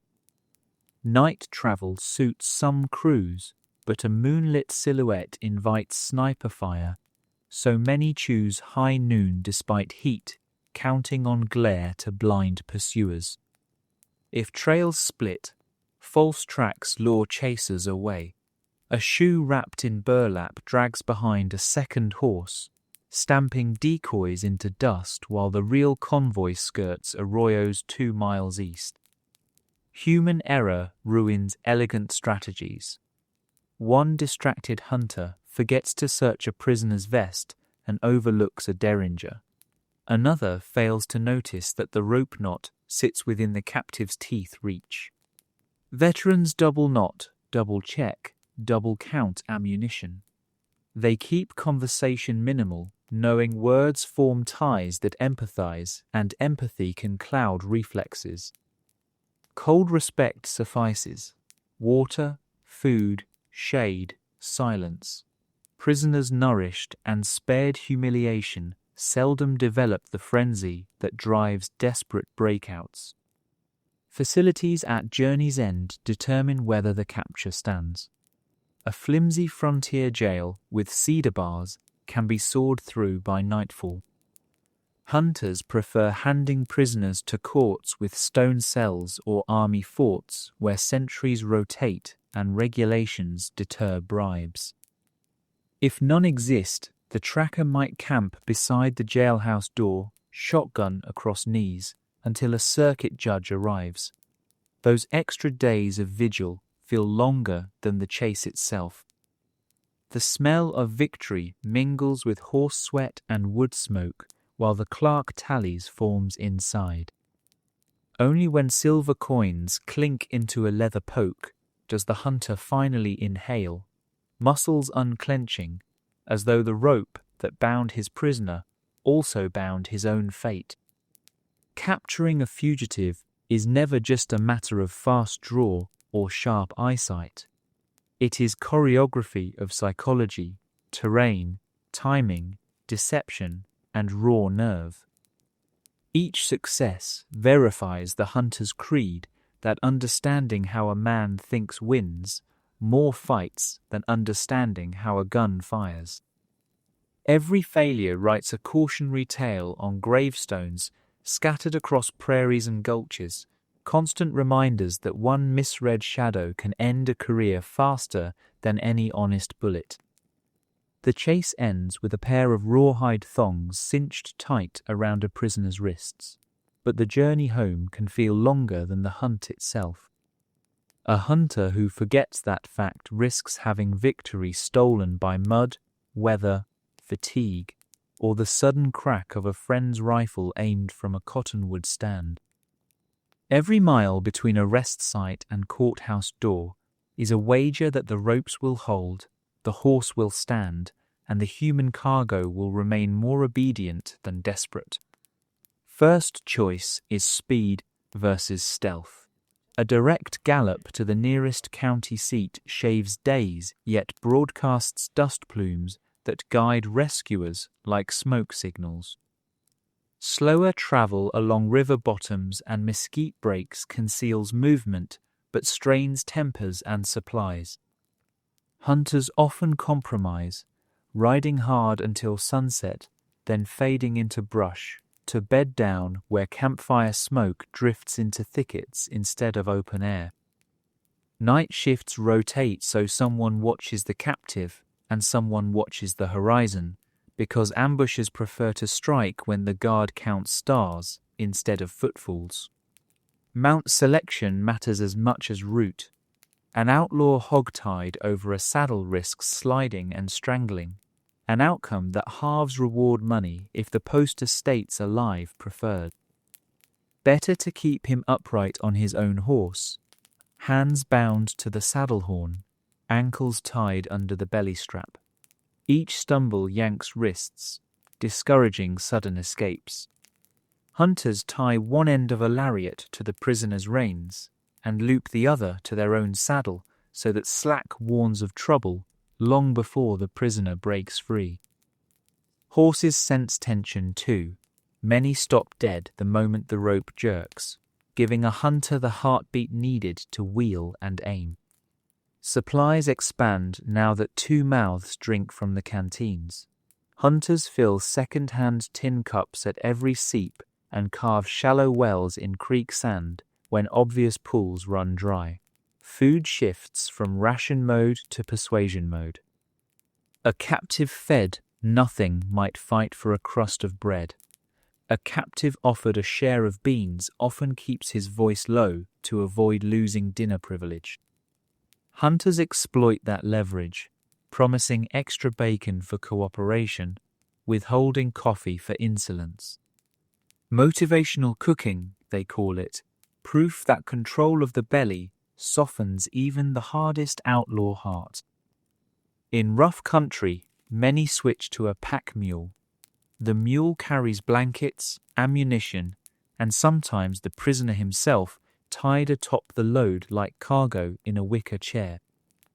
Mules climb shale slopes better than horses, but their brays echo through canyons, so hunters stuff burlap under jaw straps to muffle sound. Stream crossings become careful dances. Fast current drags at bonds and cold water numbs fingers already bruised by rawhide. Hunters loosen wrist ties before a ford so circulation survives, then tighten them again on the opposite bank. A drowned captive earns no coins. Stagecoaches and riverboats tempt riders with cushioned seats and fresh teams, yet each public ticket invites prying eyes. Hunters who choose the stage sit with backs to the driver so they can watch passengers. Revolvers rest on knees under dusters, hidden from children's view, but ready if a stranger reaches for the prisoner. Tickets cost extra to bribe conductors into quiet cooperation. Deckhands on riverboats demand similar fees to lock a captive in storage cabins between bales of cotton. The scent of damp burlap smothers gunpowder smells, buying precious ambiguity should bounty and bandit supporters share the same deck. Rail travel, once it threads the continent, becomes the gold standard for anyone with a governor's seal. Agents wave hunters past crowded depots and provide empty freight cars for privacy. Wooden walls are fortresses against rescue, yet they amplify thirst. Hunters punch holes in barrels to catch condensation from nighttime temperature drops, channeling drips into cups for the captive. Those droplets sometimes bridge the difference between a restless, half-mad prisoner and one who sits silent until the whistle stops at county headquarters. Unexpected delays plague every route. Hail flattens grasslands, leaving slick mud that gums hooves. Bridge washouts force detours where maps show only blank parchment. The hunter's notebook becomes a ledger of compromises. Add 2 days by swinging north to a ford with army patrols, or shave time by risking unsurveyed quicksand flats. Decision-making feels like three-dimensional chess against nature and man. Veterans listen to gut instinct honed by earlier disasters. If a ridge seems wrong, they circle wide, remembering the tracker who once ignored a similar twinge and rode into a bowl of crossfire. Security drills repeat each dawn. Check knots, reins, cinch straps, pistol cylinders, powder flasks. Make the prisoner walk 10 paces, not 5, verifying circulation and searching for pebbles hidden in palms that could saw through rope fibers. Some captives chew rawhide until saliva softens it. Hunters smear bond knots with prickly pear sap that dries into glue, discouraging dental sabotage. At night, they force the prisoner to sleep with knees drawn, ankles crossed, and a single lariat around both feet and the hunter's own wrist. Any escape attempt jerks the hunter awake even before the nearest coyote yips. Civilian encounters test nerves in daylight. A homesteader waving hello may simply crave news from town, or he might owe the prisoner a favor. Hunters keep pleasantries brief, offer no names, and steer conversation toward weather until horses move again. In saloons, they tie the captive to the hitch rail outside, within sight of the window, where they nurse a quick whiskey. Too much whiskey turns watchful eyes glassy, so water chasers dominate until the prisoner is locked in the local jail. Arrival triggers paperwork. The sheriff examines bonds, scars, and any mismatched details between poster sketch and living face.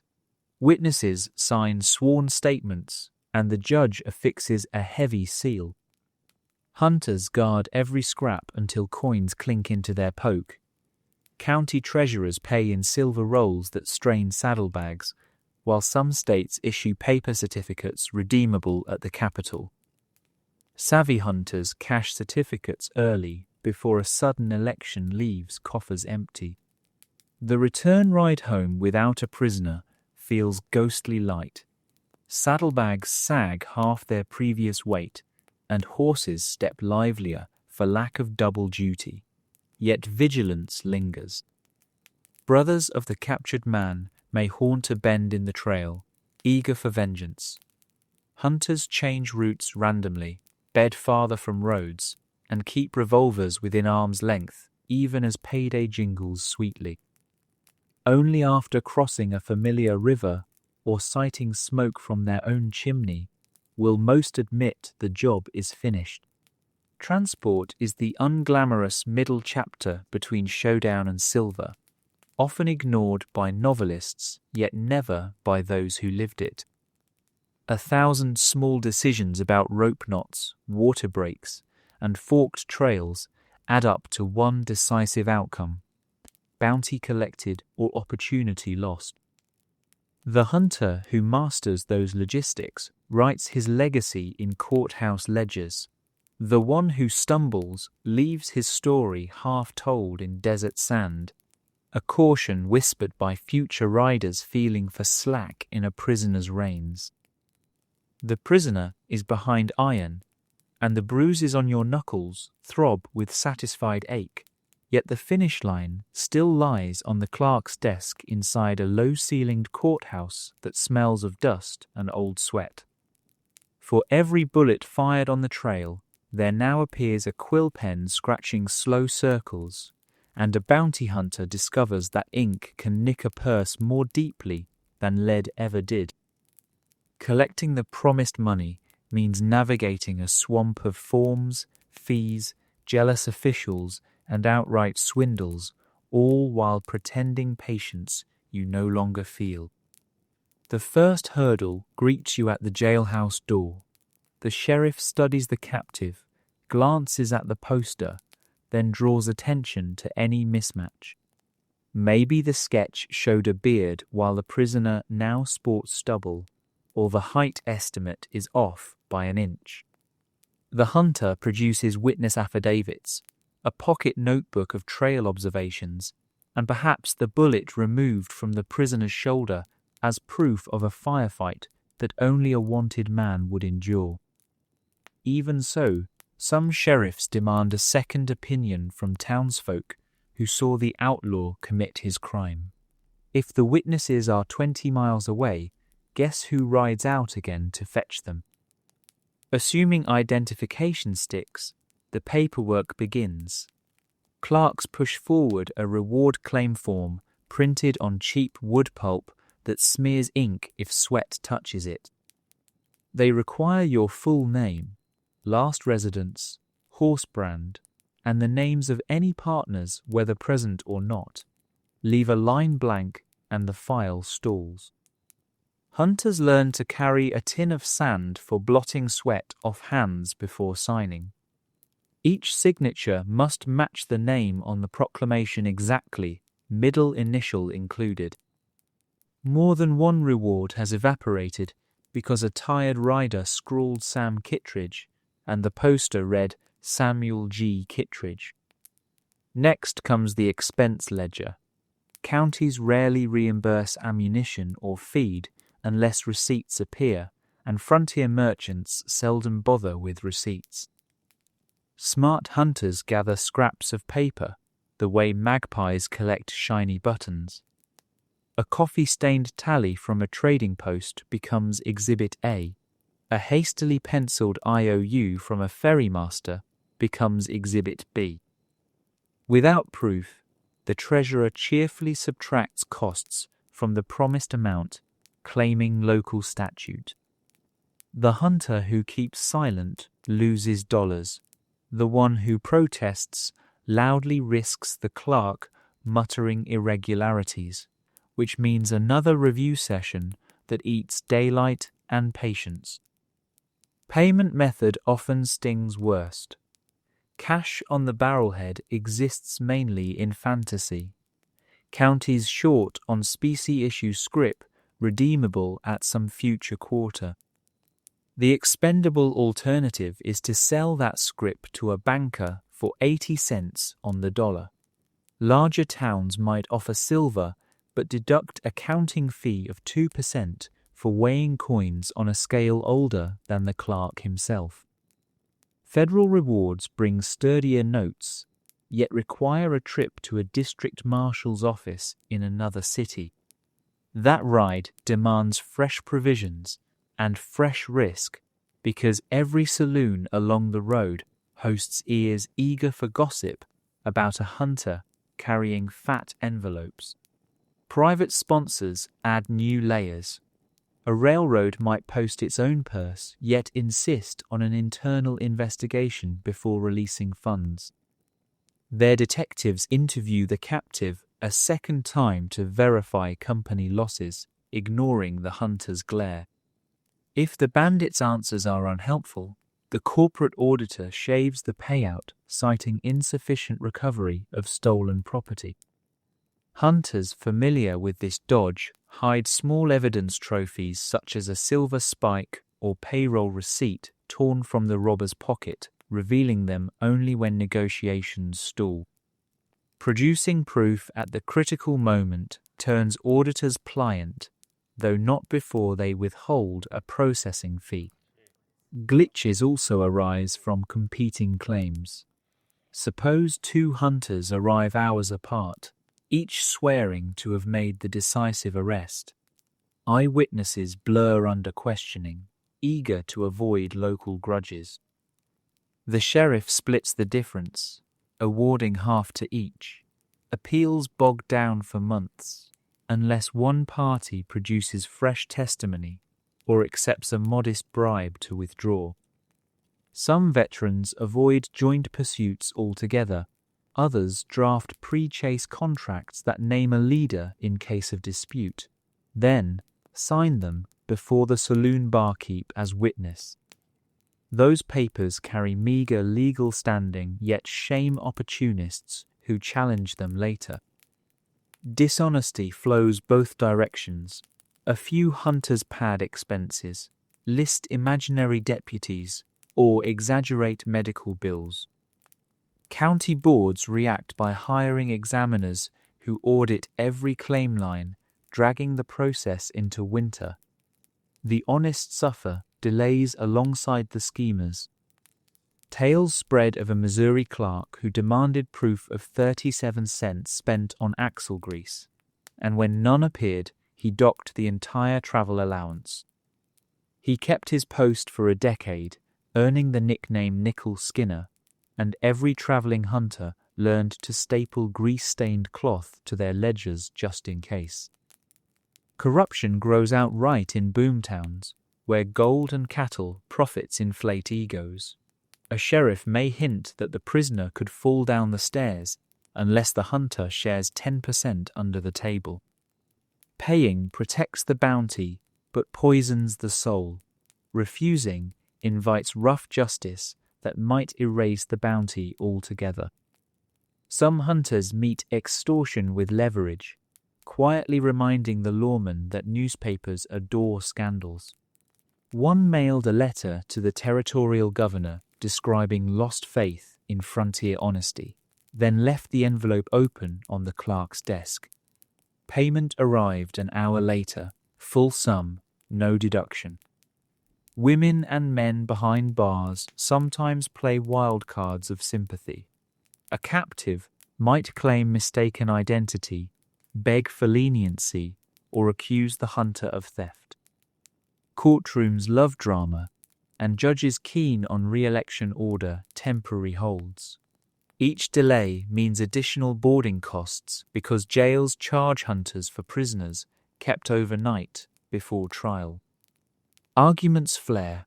I caught him, you feed him.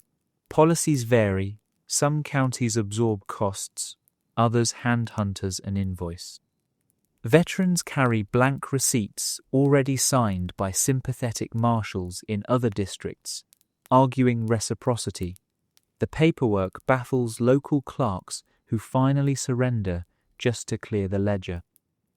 Assuming all hurdles clear, the hunter receives a heavy cloth poke or stiff parchment envelope. Many intrusions still loom. Moneylenders hover outside like vultures, offering advances on next adventures at ruinous interest. Saloon girls suggest celebrations priced by the minute. Gear merchants raise saddle prices 10% the moment they glimpse coins. Hunters disperse funds quickly into replacement ammunition, oats, and emergency savings stitched inside saddle skirts. A few mail small sums home, entrusting Wells Fargo to carry hope where pride never travels. Even then, the bounty's shadow lingers. Families of the condemned sometimes file civil suits claiming wrongful capture, and summonses chase hunters across territories. Refuse to appear, and a bench warrant may sprout bearing your own name. The irony tastes bitter, but paying a lawyer costs more than vanished days in court. Some hunters solve the matter with distance, drifting toward new frontiers where Clark gossip has yet to travel, and posters still flutter with fresh ink promises. Collecting a reward, therefore, becomes a second hunt, one stalked through hallways instead of canyons, pursued with affidavits instead of firearms. The quarry this time is not a breathing fugitive, but a stack of coins threatened by ink, politics, and human frailty. When at last the hunter rides out of town richer by a few $100s, he carries memories of whispered fees and squandered mornings that weigh heavier than silver. He also pockets a lesson as valuable as any bullet. Catching the outlaw was difficult, but catching the payday required a different caliber of grit.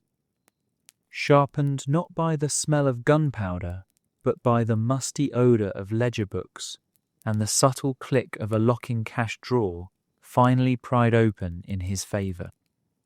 A bounty hunter who finally stuffs a reward poke into his saddlebag may imagine the story ends there, yet the hills say otherwise. Somewhere behind him rides a cousin of the man he just delivered, or a partner of the gang member still waiting trial. The frontier keeps no secrets for long. Wanted posters flutter on one side of the street, but gossip rides the other, carried by stage drivers, telegraph clerks, and barbers who trim everyone's whiskers no matter which side of the law they favor. Before the silver in that poke ever warms to body heat, the hunter's name and horse description often reach ears that itch for revenge. Retaliation can unfold the same evening the arrest hits town. Family or gang members slip into saloons, nursing beer while learning the hunter's habits. Which alley he uses to reach the livery, which room he booked at the hotel, how loudly his boots clack across the boardwalk. One outlaw's wife once baked a pie for the stage crew just to confirm where the man who took her husband slept that night. Hunters counter by shifting routines at random. They leave inn keys at the desk, only to climb the stairs and exit through a second-story window, bunking in the hayloft above their horse where the smell of oats covers their own. Some merchants rent back rooms with no street entrance at all, the door masked by flour sacks or whiskey barrels. Travel days pose larger risks because the hunter can be predicted by road or rail schedules. A fast horse outruns rumours only until telegraph poles trim the horizon. After that, every depot agent might be an informer. Veterans mail decoy telegrams. Accepting contract in Santa Fe stops starting south at dawn. The real route angles north, yet the false message sends Avengers the wrong way. Others hire a second rider to wear the hunter's distinctive coat for the first 10 miles out of town, soaking up any pursuit while the real prize slips away under a borrowed sombrero. Physical ambush remains the favorite tactic among vengeance seekers. A narrow arroyo, a rocky cut, even the gentle bend of a riparian thicket becomes a kill zone if timed well. Hunters read the ground for clues. A thin branch laid across a wagon rut, dust that looks groomed by sweeping, fresh horse droppings from animals shod differently than local stock. When suspicion pricks the skin like cactus spines, they dismount and walk the horse forward by the bridle while crouched behind the animal's shoulder. A beast bred on thunder of buffalo hunts tolerates gunfire better than a rider's chest would. Nighttime brings the whistle and crack of rifle shots from unseen perches. Campfires become beacons. So many hunters abandon flame entirely, eating cold beans and raw bacon while their horses crop grass in darkness. If warmth is needed, they dig Dakota holes, twin shafts connected by a subterranean tunnel. A small fire burns below ground, its glow hidden, its smoke sifted through soil.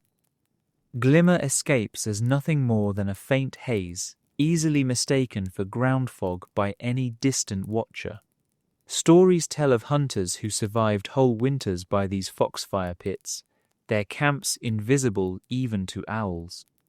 Poison enters the revenge playbook where guns might fail. Tavern keepers, bribed with a double eagle slip laudanum into whiskey or arsenic into stew.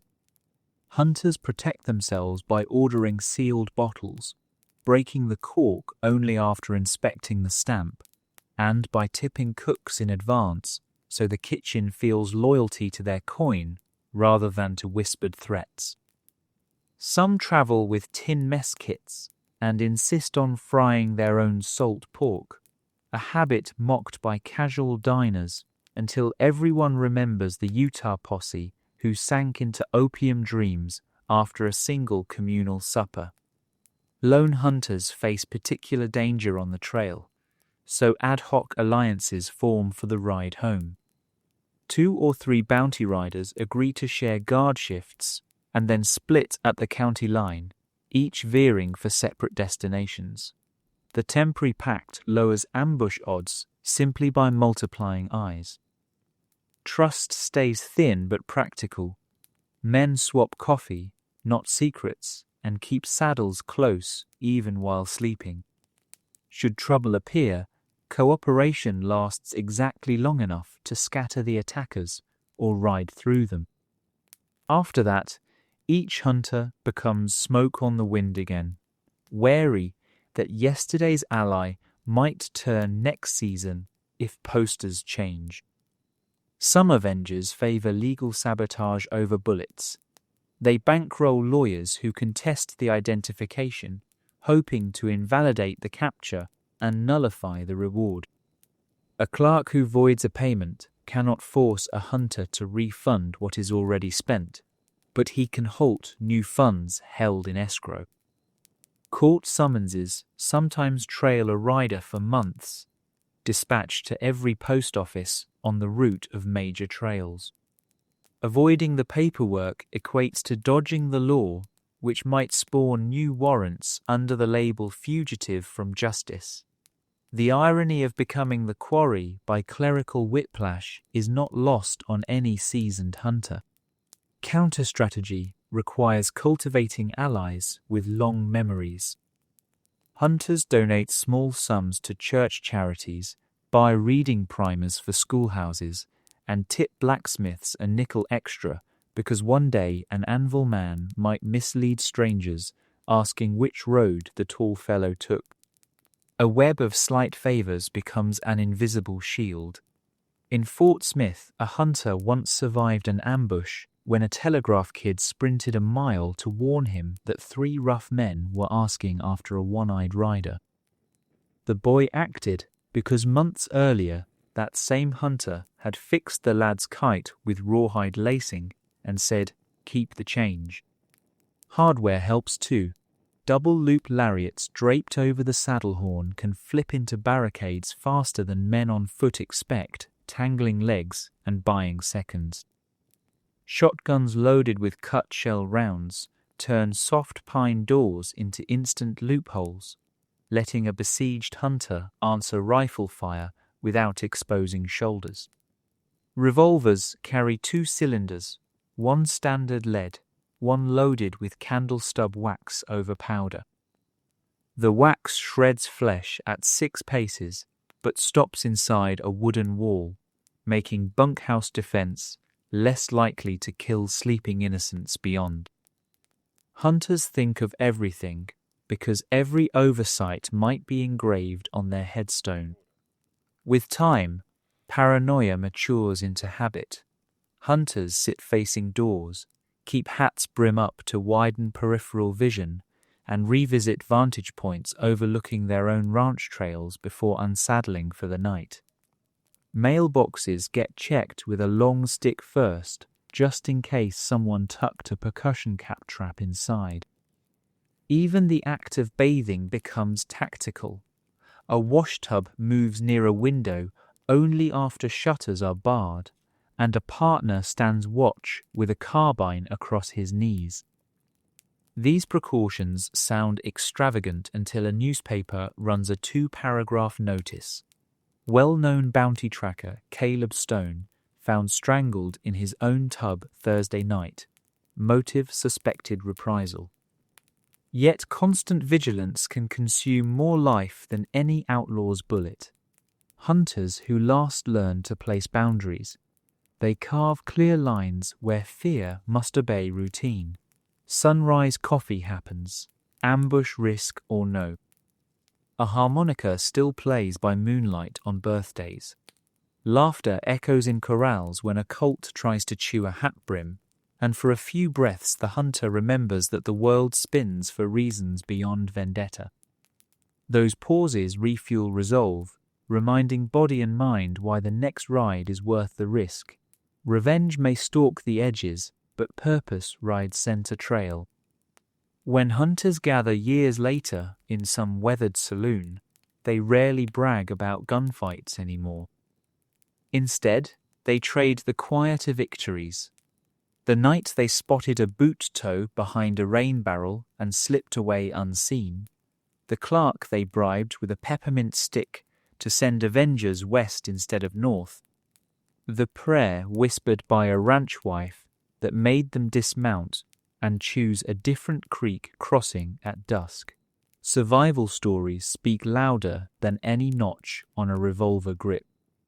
They prove that in the long duel between hunter and hunted, the mind often draws faster than the gun, and caution earns compound interest where bravado pays only once. Daybreak on the trail smells like wet leather and campfire ash. The bounty hunter rises before the first grey light tips over the horizon, because horses move best in the cool. One arm cranks a tin coffee pot from the coals, the other rubs stiffness from a neck that slept against a saddlebag instead of a pillow. Luxury lies 1,000 miles east, across rail lines and parlours. Out here, comfort is whatever keeps skin from blistering and belly from rumbling. Breakfast is fuel more than flavour. Beans soak in the coffee pot water overnight, then simmer while the hunter strikes camp. Bacon slab melts its fat into the beans, throwing salt into muscles that will sweat it out again by noon.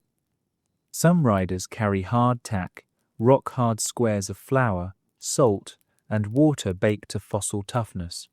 They soften a chunk in the bean broth, chew fast, and let the grit-polished teeth partly clean. When luck or fresh pay allows, a hunter buys dried apples or molasses to beat trail scurvy, but most days, fruit is a rumour told by passing stage drivers. Packing up is ritual. Bedroll gets rolled tight and lashed behind the saddle horn, slicker folded under it in case Sky changes its mind. Rifle slips into a scabbard. Revolver gets a fingertip of grease on the cylinder pin so dust will not gum the next shot. Every strap and buckle earns a glance. Lose a billet at a gallop, and the rider kisses dirt hard enough to taste yesterday's beans a second time. Miles vanish in 3s and 5s, measured by creek crossings or distant buttes that slide past like slow clouds. Conversation is rare unless a partner keeps pace. More often, the hunter talks to the horse, a slow drawl of nonsense syllables that settle both minds. Hooves drum a steady metronome, interrupted only when terrain jerks upward or downward.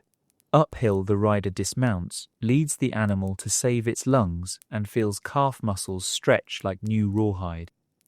Downhill he loosens the cinch half a notch so ribcage and saddletree do not grind together. Midday heat halts everything. Horses pant through flared nostrils, and sweat slicks their flanks even in shade. Hunters seek low cottonwoods or tall sage, hobbles the mount with a strip of rope tied around forelegs, then drops beside the nearest patch of shade. Lunch is jerky, torn into strips with a clasp knife, chased by swallows of lukewarm water that tastes faintly of last week's creek mud. Every ounce matters. Hunters count water sips the way bankers count coins, because the next spring might lie beyond 2 ridges or might have dried since last year. A tin cup ladles 1 measure for the horse too, poured slowly into a canvas nosebag so nothing spills. Sleep tries to steal minutes during that pause, but the hunter sets a wind-up pocket watch or trusts the length of shadow sliding across boot toes. 20 minutes restores enough alertness to scan hilltops for dust plumes that hint at ambush or fresh tracks. Before remounting, he pours a palmful of tallow mixed with sulphur onto horse pasterns to turn back ticks and chiggers, then checks hooves for lodged stones. A single pebble, ignored, can founder the animal and end a chase before it starts. Afternoon stretches into a haze of dust and horse sweat. Rifles ride easy, tied with a loop of rawhide so the butt will not clatter. Hunters hum tunes to break monotony, recycling the same verse until it frays like saddle strings. Thoughts drift toward the last town's newspaper headline or the smell of a pie cooling on some far-off ranch table. Daydreams end the instant a jackrabbit bursts from a clump of greasewood. Every sense snaps back, hand instinctively brushing revolver grip before brain decides fur is not leather. Evening camp relies on routine sharpened by habit and fear. Choose high ground for breezes that push mosquitoes away but low enough for water access. Scrape a shallow trench for fire, dry grass on one side, pebbles on the other, so sparks will not wander. Coffee goes on first, because morale swings on caffeine after dusk.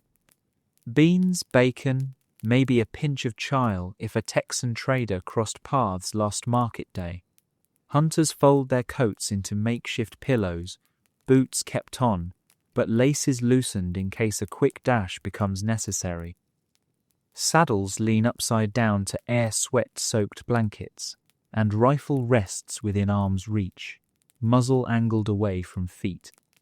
Night silence feels thick. Distant coyote yips echo like taunts. The hunter's eyes adjust until stars etch silhouettes of buttes and cottonwoods.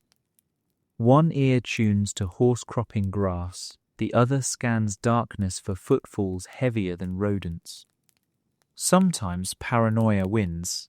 The rider stamps out the fire early, buries glowing coals, and finishes beans cold to erase a beacon that might guide revenge riders. Other nights, confidence reigns and flames flicker until sparks join constellations, while a harmonica leaks a tune older than the war that taught these men to march. Sleep arrives in shallow waves.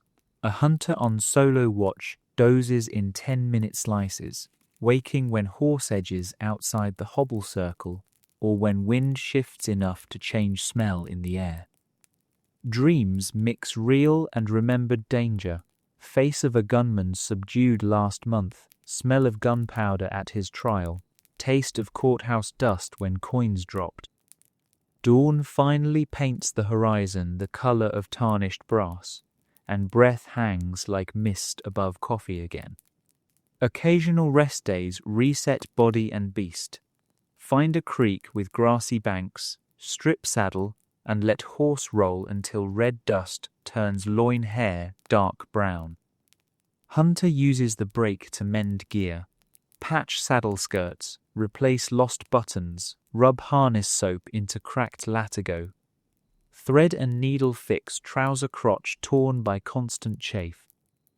A mirror shard propped on a rock lets him scrape beard growth with a dull razor. The result is not handsome, only less uncomfortable. Nails get trimmed with knife tips, splinters dug from palms, and a dab of bear grease rubbed into sun-cracked lips. Food stores replenish at trading posts or ranch yards that double as informal markets. Hunters swap tales of distant shootouts in exchange for a plug of tobacco or a sack of parched corn. Coins buy flour, coffee beans, dried peaches when available, but costs climb with distance from rail lines. A hunter may trade a spare pistol cylinder or an extra bridle for 1 tin of lard, then ride away calculating how many breakfasts that fat will stretch. Pack weight matters. Too much, and horse speed suffers. Too little, and hunger shortens temper at the worst moment. Loneliness lingers despite chores and miles. A sudden stretch of prairie empty as the sea can hollow a chest in minutes. Some riders combat it by reading dime novels aloud to the horse, letting dramatic dialogue bounce off silent grass. Others carry a dog-eared Bible or a pocket Shakespeare. The rhythm of King James cadences or iambic pentameter matches hoofbeats, turning scripture or verse into marching chants. Faith, stories, superstition each has its turn soothing minds that ride for weeks with nothing but wind for company. Rain changes everything. Slick clay clings to hooves, doubling effort. Bedrolls soak, fires hiss out. Hunters rig tarps between 2 bent saplings, then crawl beneath the dripping canvas and wait. Wet wool stinks, beans taste of smoke diluted by rainwater, and coffee grounds float because the pot will not stay upright on soggy earth. Yet the pause also invites reflection, giving space to plan next moves or recite names of family 2,000 miles east, who only know the hunter lives when a letter arrives once a season. At journey's end, if the chase succeeded, the routine breaks for one night. The hunter rents a room, soaks dust from paws in a wooden tub where water cools too fast, and orders steak thick as a saddle flap.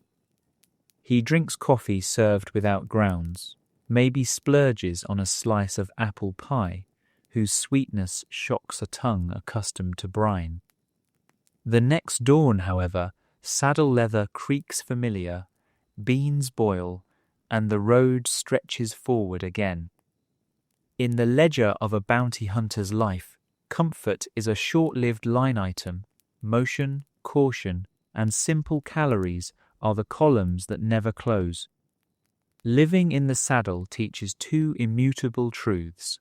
First, a man is only as strong as the horse beneath him and the beans in his pot. Second, every mile earned is paid for twice once, in sweat along the trail, and once in fatigue that waits to ambush the careless. Master those costs and the trail rolls on, each sunrise a receipt stamped paid, each sunset proof that hunger and sleep can be negotiated but never ignored. Long after gunsmoke thins and the judge's seal dries, an uneasy quiet settles around a bounty hunter. It curls beneath blankets during sleepless nights and flickers inside daylight, smiles that never reach the eyes. Outlaws are caught, money changes hands, yet something heavier than silver rides home too, a weight that no saddlebag was built to carry.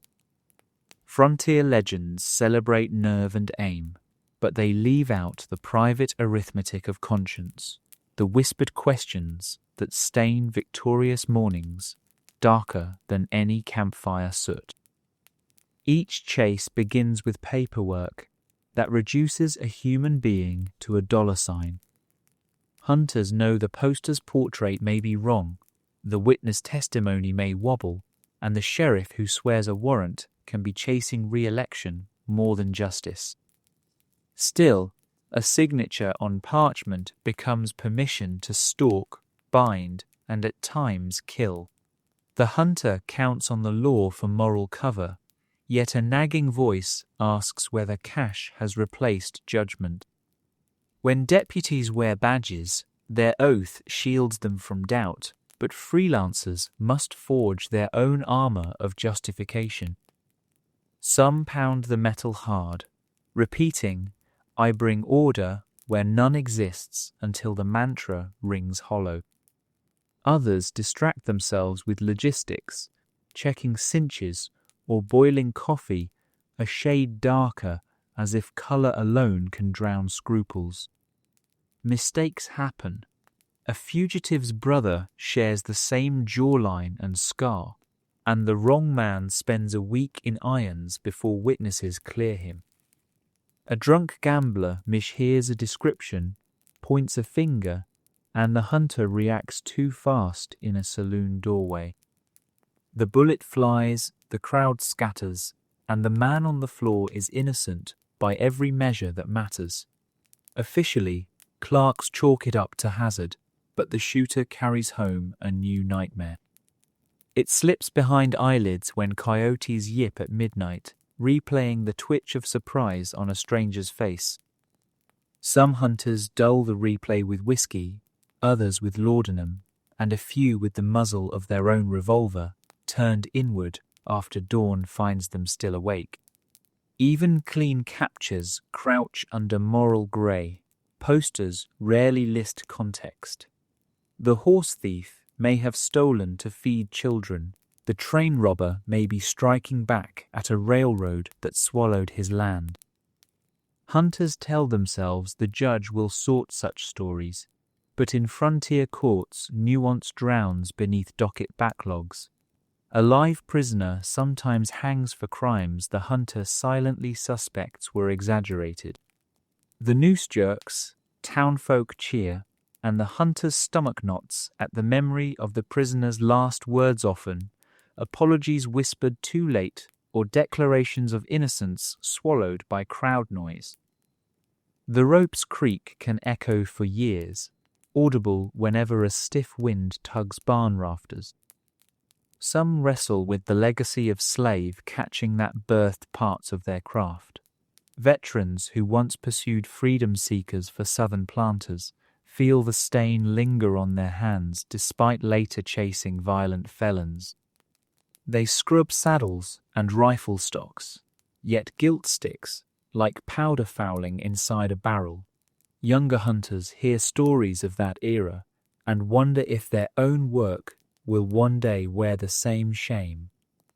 Each time they lash a captive's wrists, they glimpse old shadows and wonder if future eyes will see chains instead of justice. Isolation magnifies every doubt. Trail weeks pass without another voice except the horse's wet snort. Memories grow louder in solitude, turning meadowlarks into echoes of pleading. Some hunters cope by talking aloud to the dead, naming each mistake and seeking pardon in thin air. Others carve tally marks on rifle stock zone line for every capture that ended peacefully to prove to themselves that mercy outnumbers gunfire. Yet when rain drums on canvas and fever chills bite, the ledger blurs. A hunter may whisper a promise to quit after one more job, the same promise made last spring and forgotten when another poster fluttered on the board. Returning to civilization rarely soothes. Towns treat bounty men like storms, useful to break droughts of lawlessness, but feared for collateral damage. Parents pull children from boardwalks when a hunter strolls by, unsure who might ride furious behind him. Saloon keepers pour drinks, yet watch hands near pistol grips. Lonely nights invite companionship, but few partners trust a future with someone whose work invites bullets through bedroom windows. Marriage vows occasionally happen, though many end after a spouse tires of peeking through shutters each dusk. The psychological toll bleeds into judgment on the next hunt. Fatigue and guilt shorten tempers, making negotiation feel pointless. A hunter haunted by past errors may pull the trigger sooner, convinced dead men cannot file wrongful claims. Another swings the opposite direction, hesitating long enough for an outlaw to draw first, because the hunter secretly hopes destiny will decide if he deserves to walk away again. Neither path is safe. Quick violence feeds regret. Hesitation risks burial on Boot Hill. Picking the middle road demands clarity that long seasons of worry erode. Faith offers some relief. Campfire sermons improvised from childhood scripture remind hunters that redemption exists beyond courthouse steps. A few carry small crucifixes or talismans, rubbing them like flint when fear sparks. Others place trust in rituals, cleaning weapons with precise numbers of strokes, always saddling from the same side, never sleeping under the same cottonwood twice. These habits provide illusion of control against the unpredictable, a fragile shield but better than none. The unlucky succumb to what modern voices might label shell shock. Hands shake when flint clicks, eyes dart at rustles too small for concern, and nerves fray until even a friendly hail feels like gunfire. Fellow hunters notice and quietly steer such men away from dangerous work, sending them to guard freight wagons or escort mail coaches where threats follow timetables. Some mend, others drift into saloons and vanish beneath layers of smoke and forgetfulness. Yet resilience also blooms. Hunters who heed early warning signs learn to pause between jobs, mending tack and fishing quiet streams until pulse slows. They swap war stories not to boast, but to unburden. Around shared fires they confess fears, earning nods from listeners who understand that silence kills faster than lead. These informal counsels, part therapy, part fellowship, keep a handful of souls from tipping into abyss. Over time, they craft informal codes. Never shoot when children might watch. Never drag a prisoner by rope if he can walk. Never lie to the widow of a man you had to kill. Such rules carve small islands of honor in turbulent seas. At the far edge of a career, a hunter feels the weight of ghosts more than the heft of his coin purse. He may sit on a porch watching dusk settle, hearing hammer blows from a blacksmith who was once too young to meet his eyes. The hunter wonders how many enemies remain alive, how many crimes might have faded without his intervention, how many lives changed course because a stranger with a warrant rode through town. Regret flickers, pride answers, and neither quite wins. In those twilight reflections, some solace surfaces. Despite errors and excesses, many hunters did pull chaos from lawless pockets of the continent, allowing settlers to sleep easier, stage lines to run, and courts to sprout where only sage grew before. The cost was never abstract. It etched itself in sleepless nights, in the bitter sting of wrong bullets, in empty chairs at family tables. Understanding that price, a veteran may finally set aside the rifle, hang the badge-like governor's seal above his hearth, and accept that peace is not a reward, but a rest he has earned against the ledger of conscience. The moral shadows remain, yet daylight now falls between them, bright enough to see fence lines, corn rows, and maybe even the chance to start again without a poster tacked to the back of his mind. As the 19th century rolled into its final decade, the frontier lost more ground to rail ties and telegraph poles than to any posse or cavalry patrol. Towns sprouted where wagon ruts once ruled, and court clerks pinned neat maps across courtroom walls. In those freshly drawn squares, the old bounty hunter looked less like a hero of order and more like a relic of improvisation, an anvil left outside after the forge shut for good.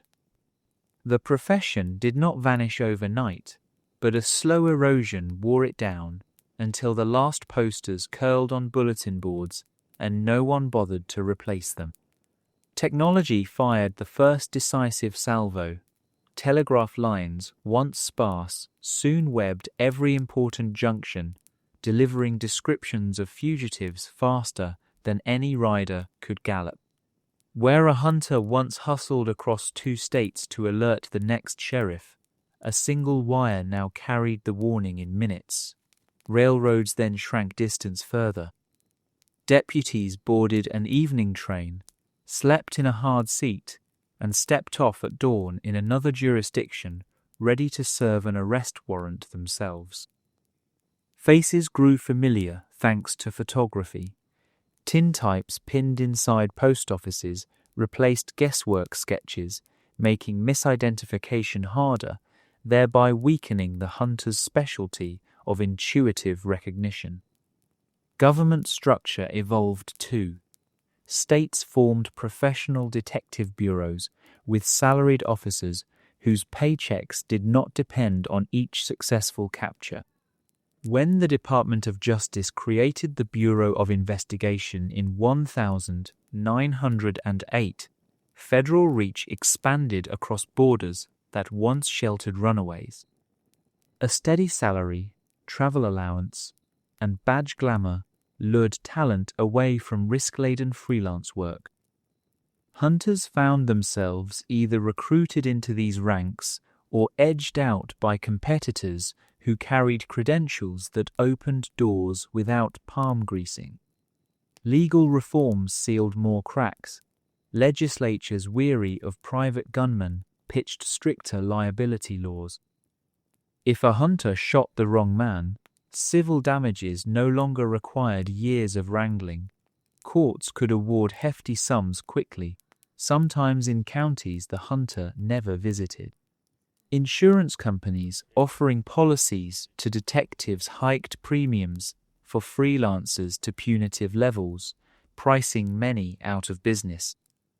Simultaneously, a wave of progressive-era sentiment cast private violence in a darker light. Newspapers that once printed heroic dime novel tales now ran exposés on botched arrests, wrongful deaths, and shady deals between hunters and corrupt sheriffs. Public opinion tipped from grudging admiration to suspicion, making juries less forgiving when bounty chasers landed in court. Economic incentives also shifted. The cattle boom of the 1880s collapsed, silver prices tumbled, and hard currency grew scarce on the frontier. Counties that once scraped together $50 or $100 for a poster discovered they needed that cash for irrigation ditches or teachers' wages. Private corporations, especially railroads, finally spent enough on armored cars, station guards, and telegraph surveillance that spectacular robberies became rare events. With fewer big hauls lost, executives trimmed bounty budgets. Hunters seeking high-value targets encountered barren notice boards where golden opportunities had hung only a decade earlier. Culture played a subtler role.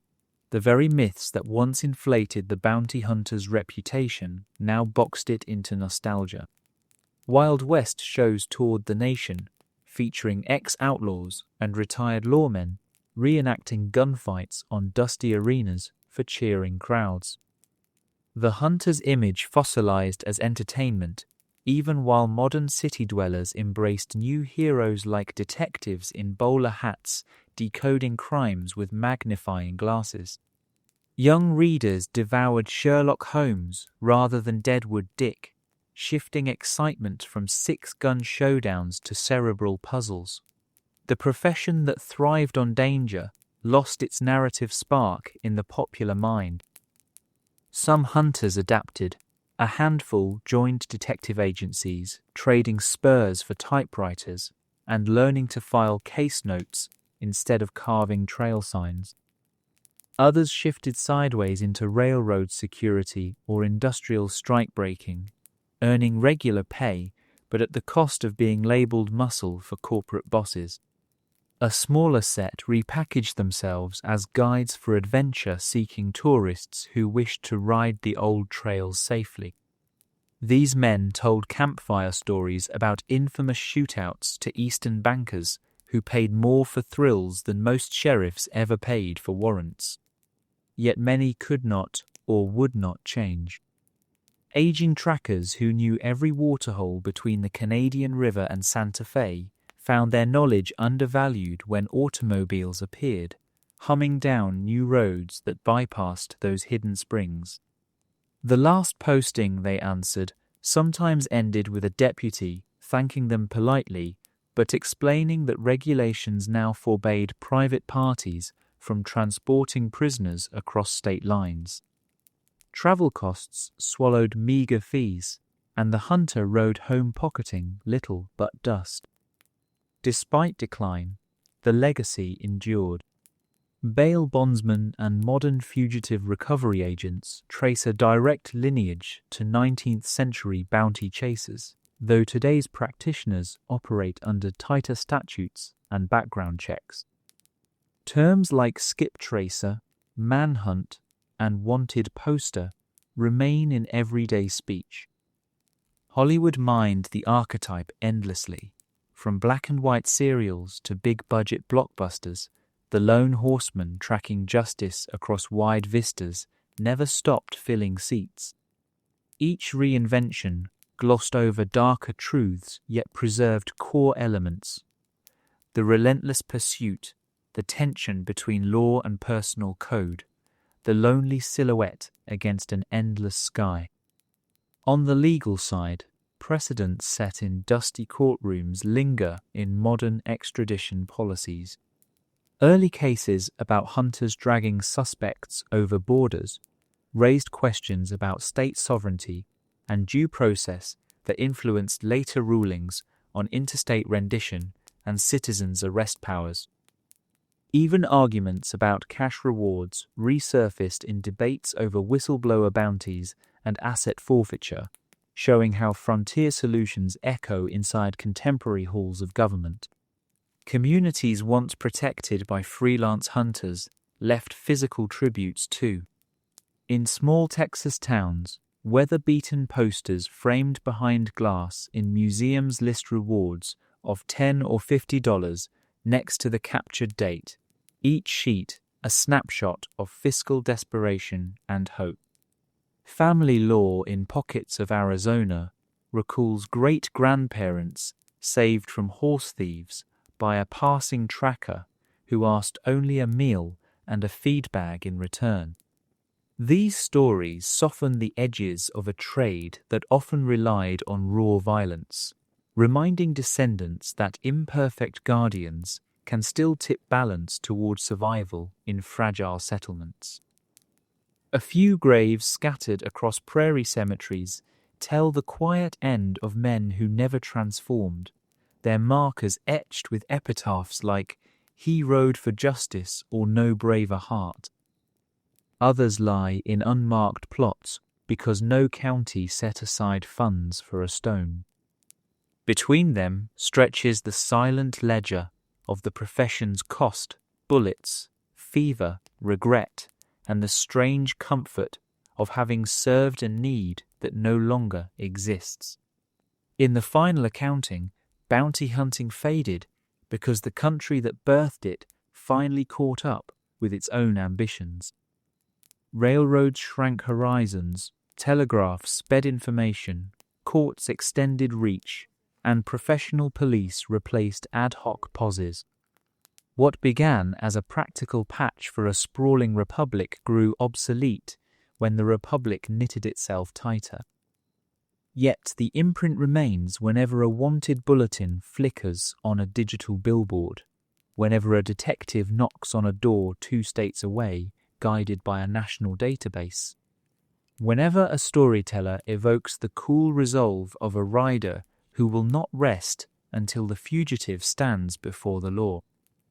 The saddle may now sit empty, but hoofbeats still echo in the cultural ground, reminding a modern nation that order once rode on the backs of freelancers who gambled everything on thin leads and thinner paydays. Their era ended, but their shadow stretches forward, tangled with the myth of the West and woven into statutes that govern pursuit to this day.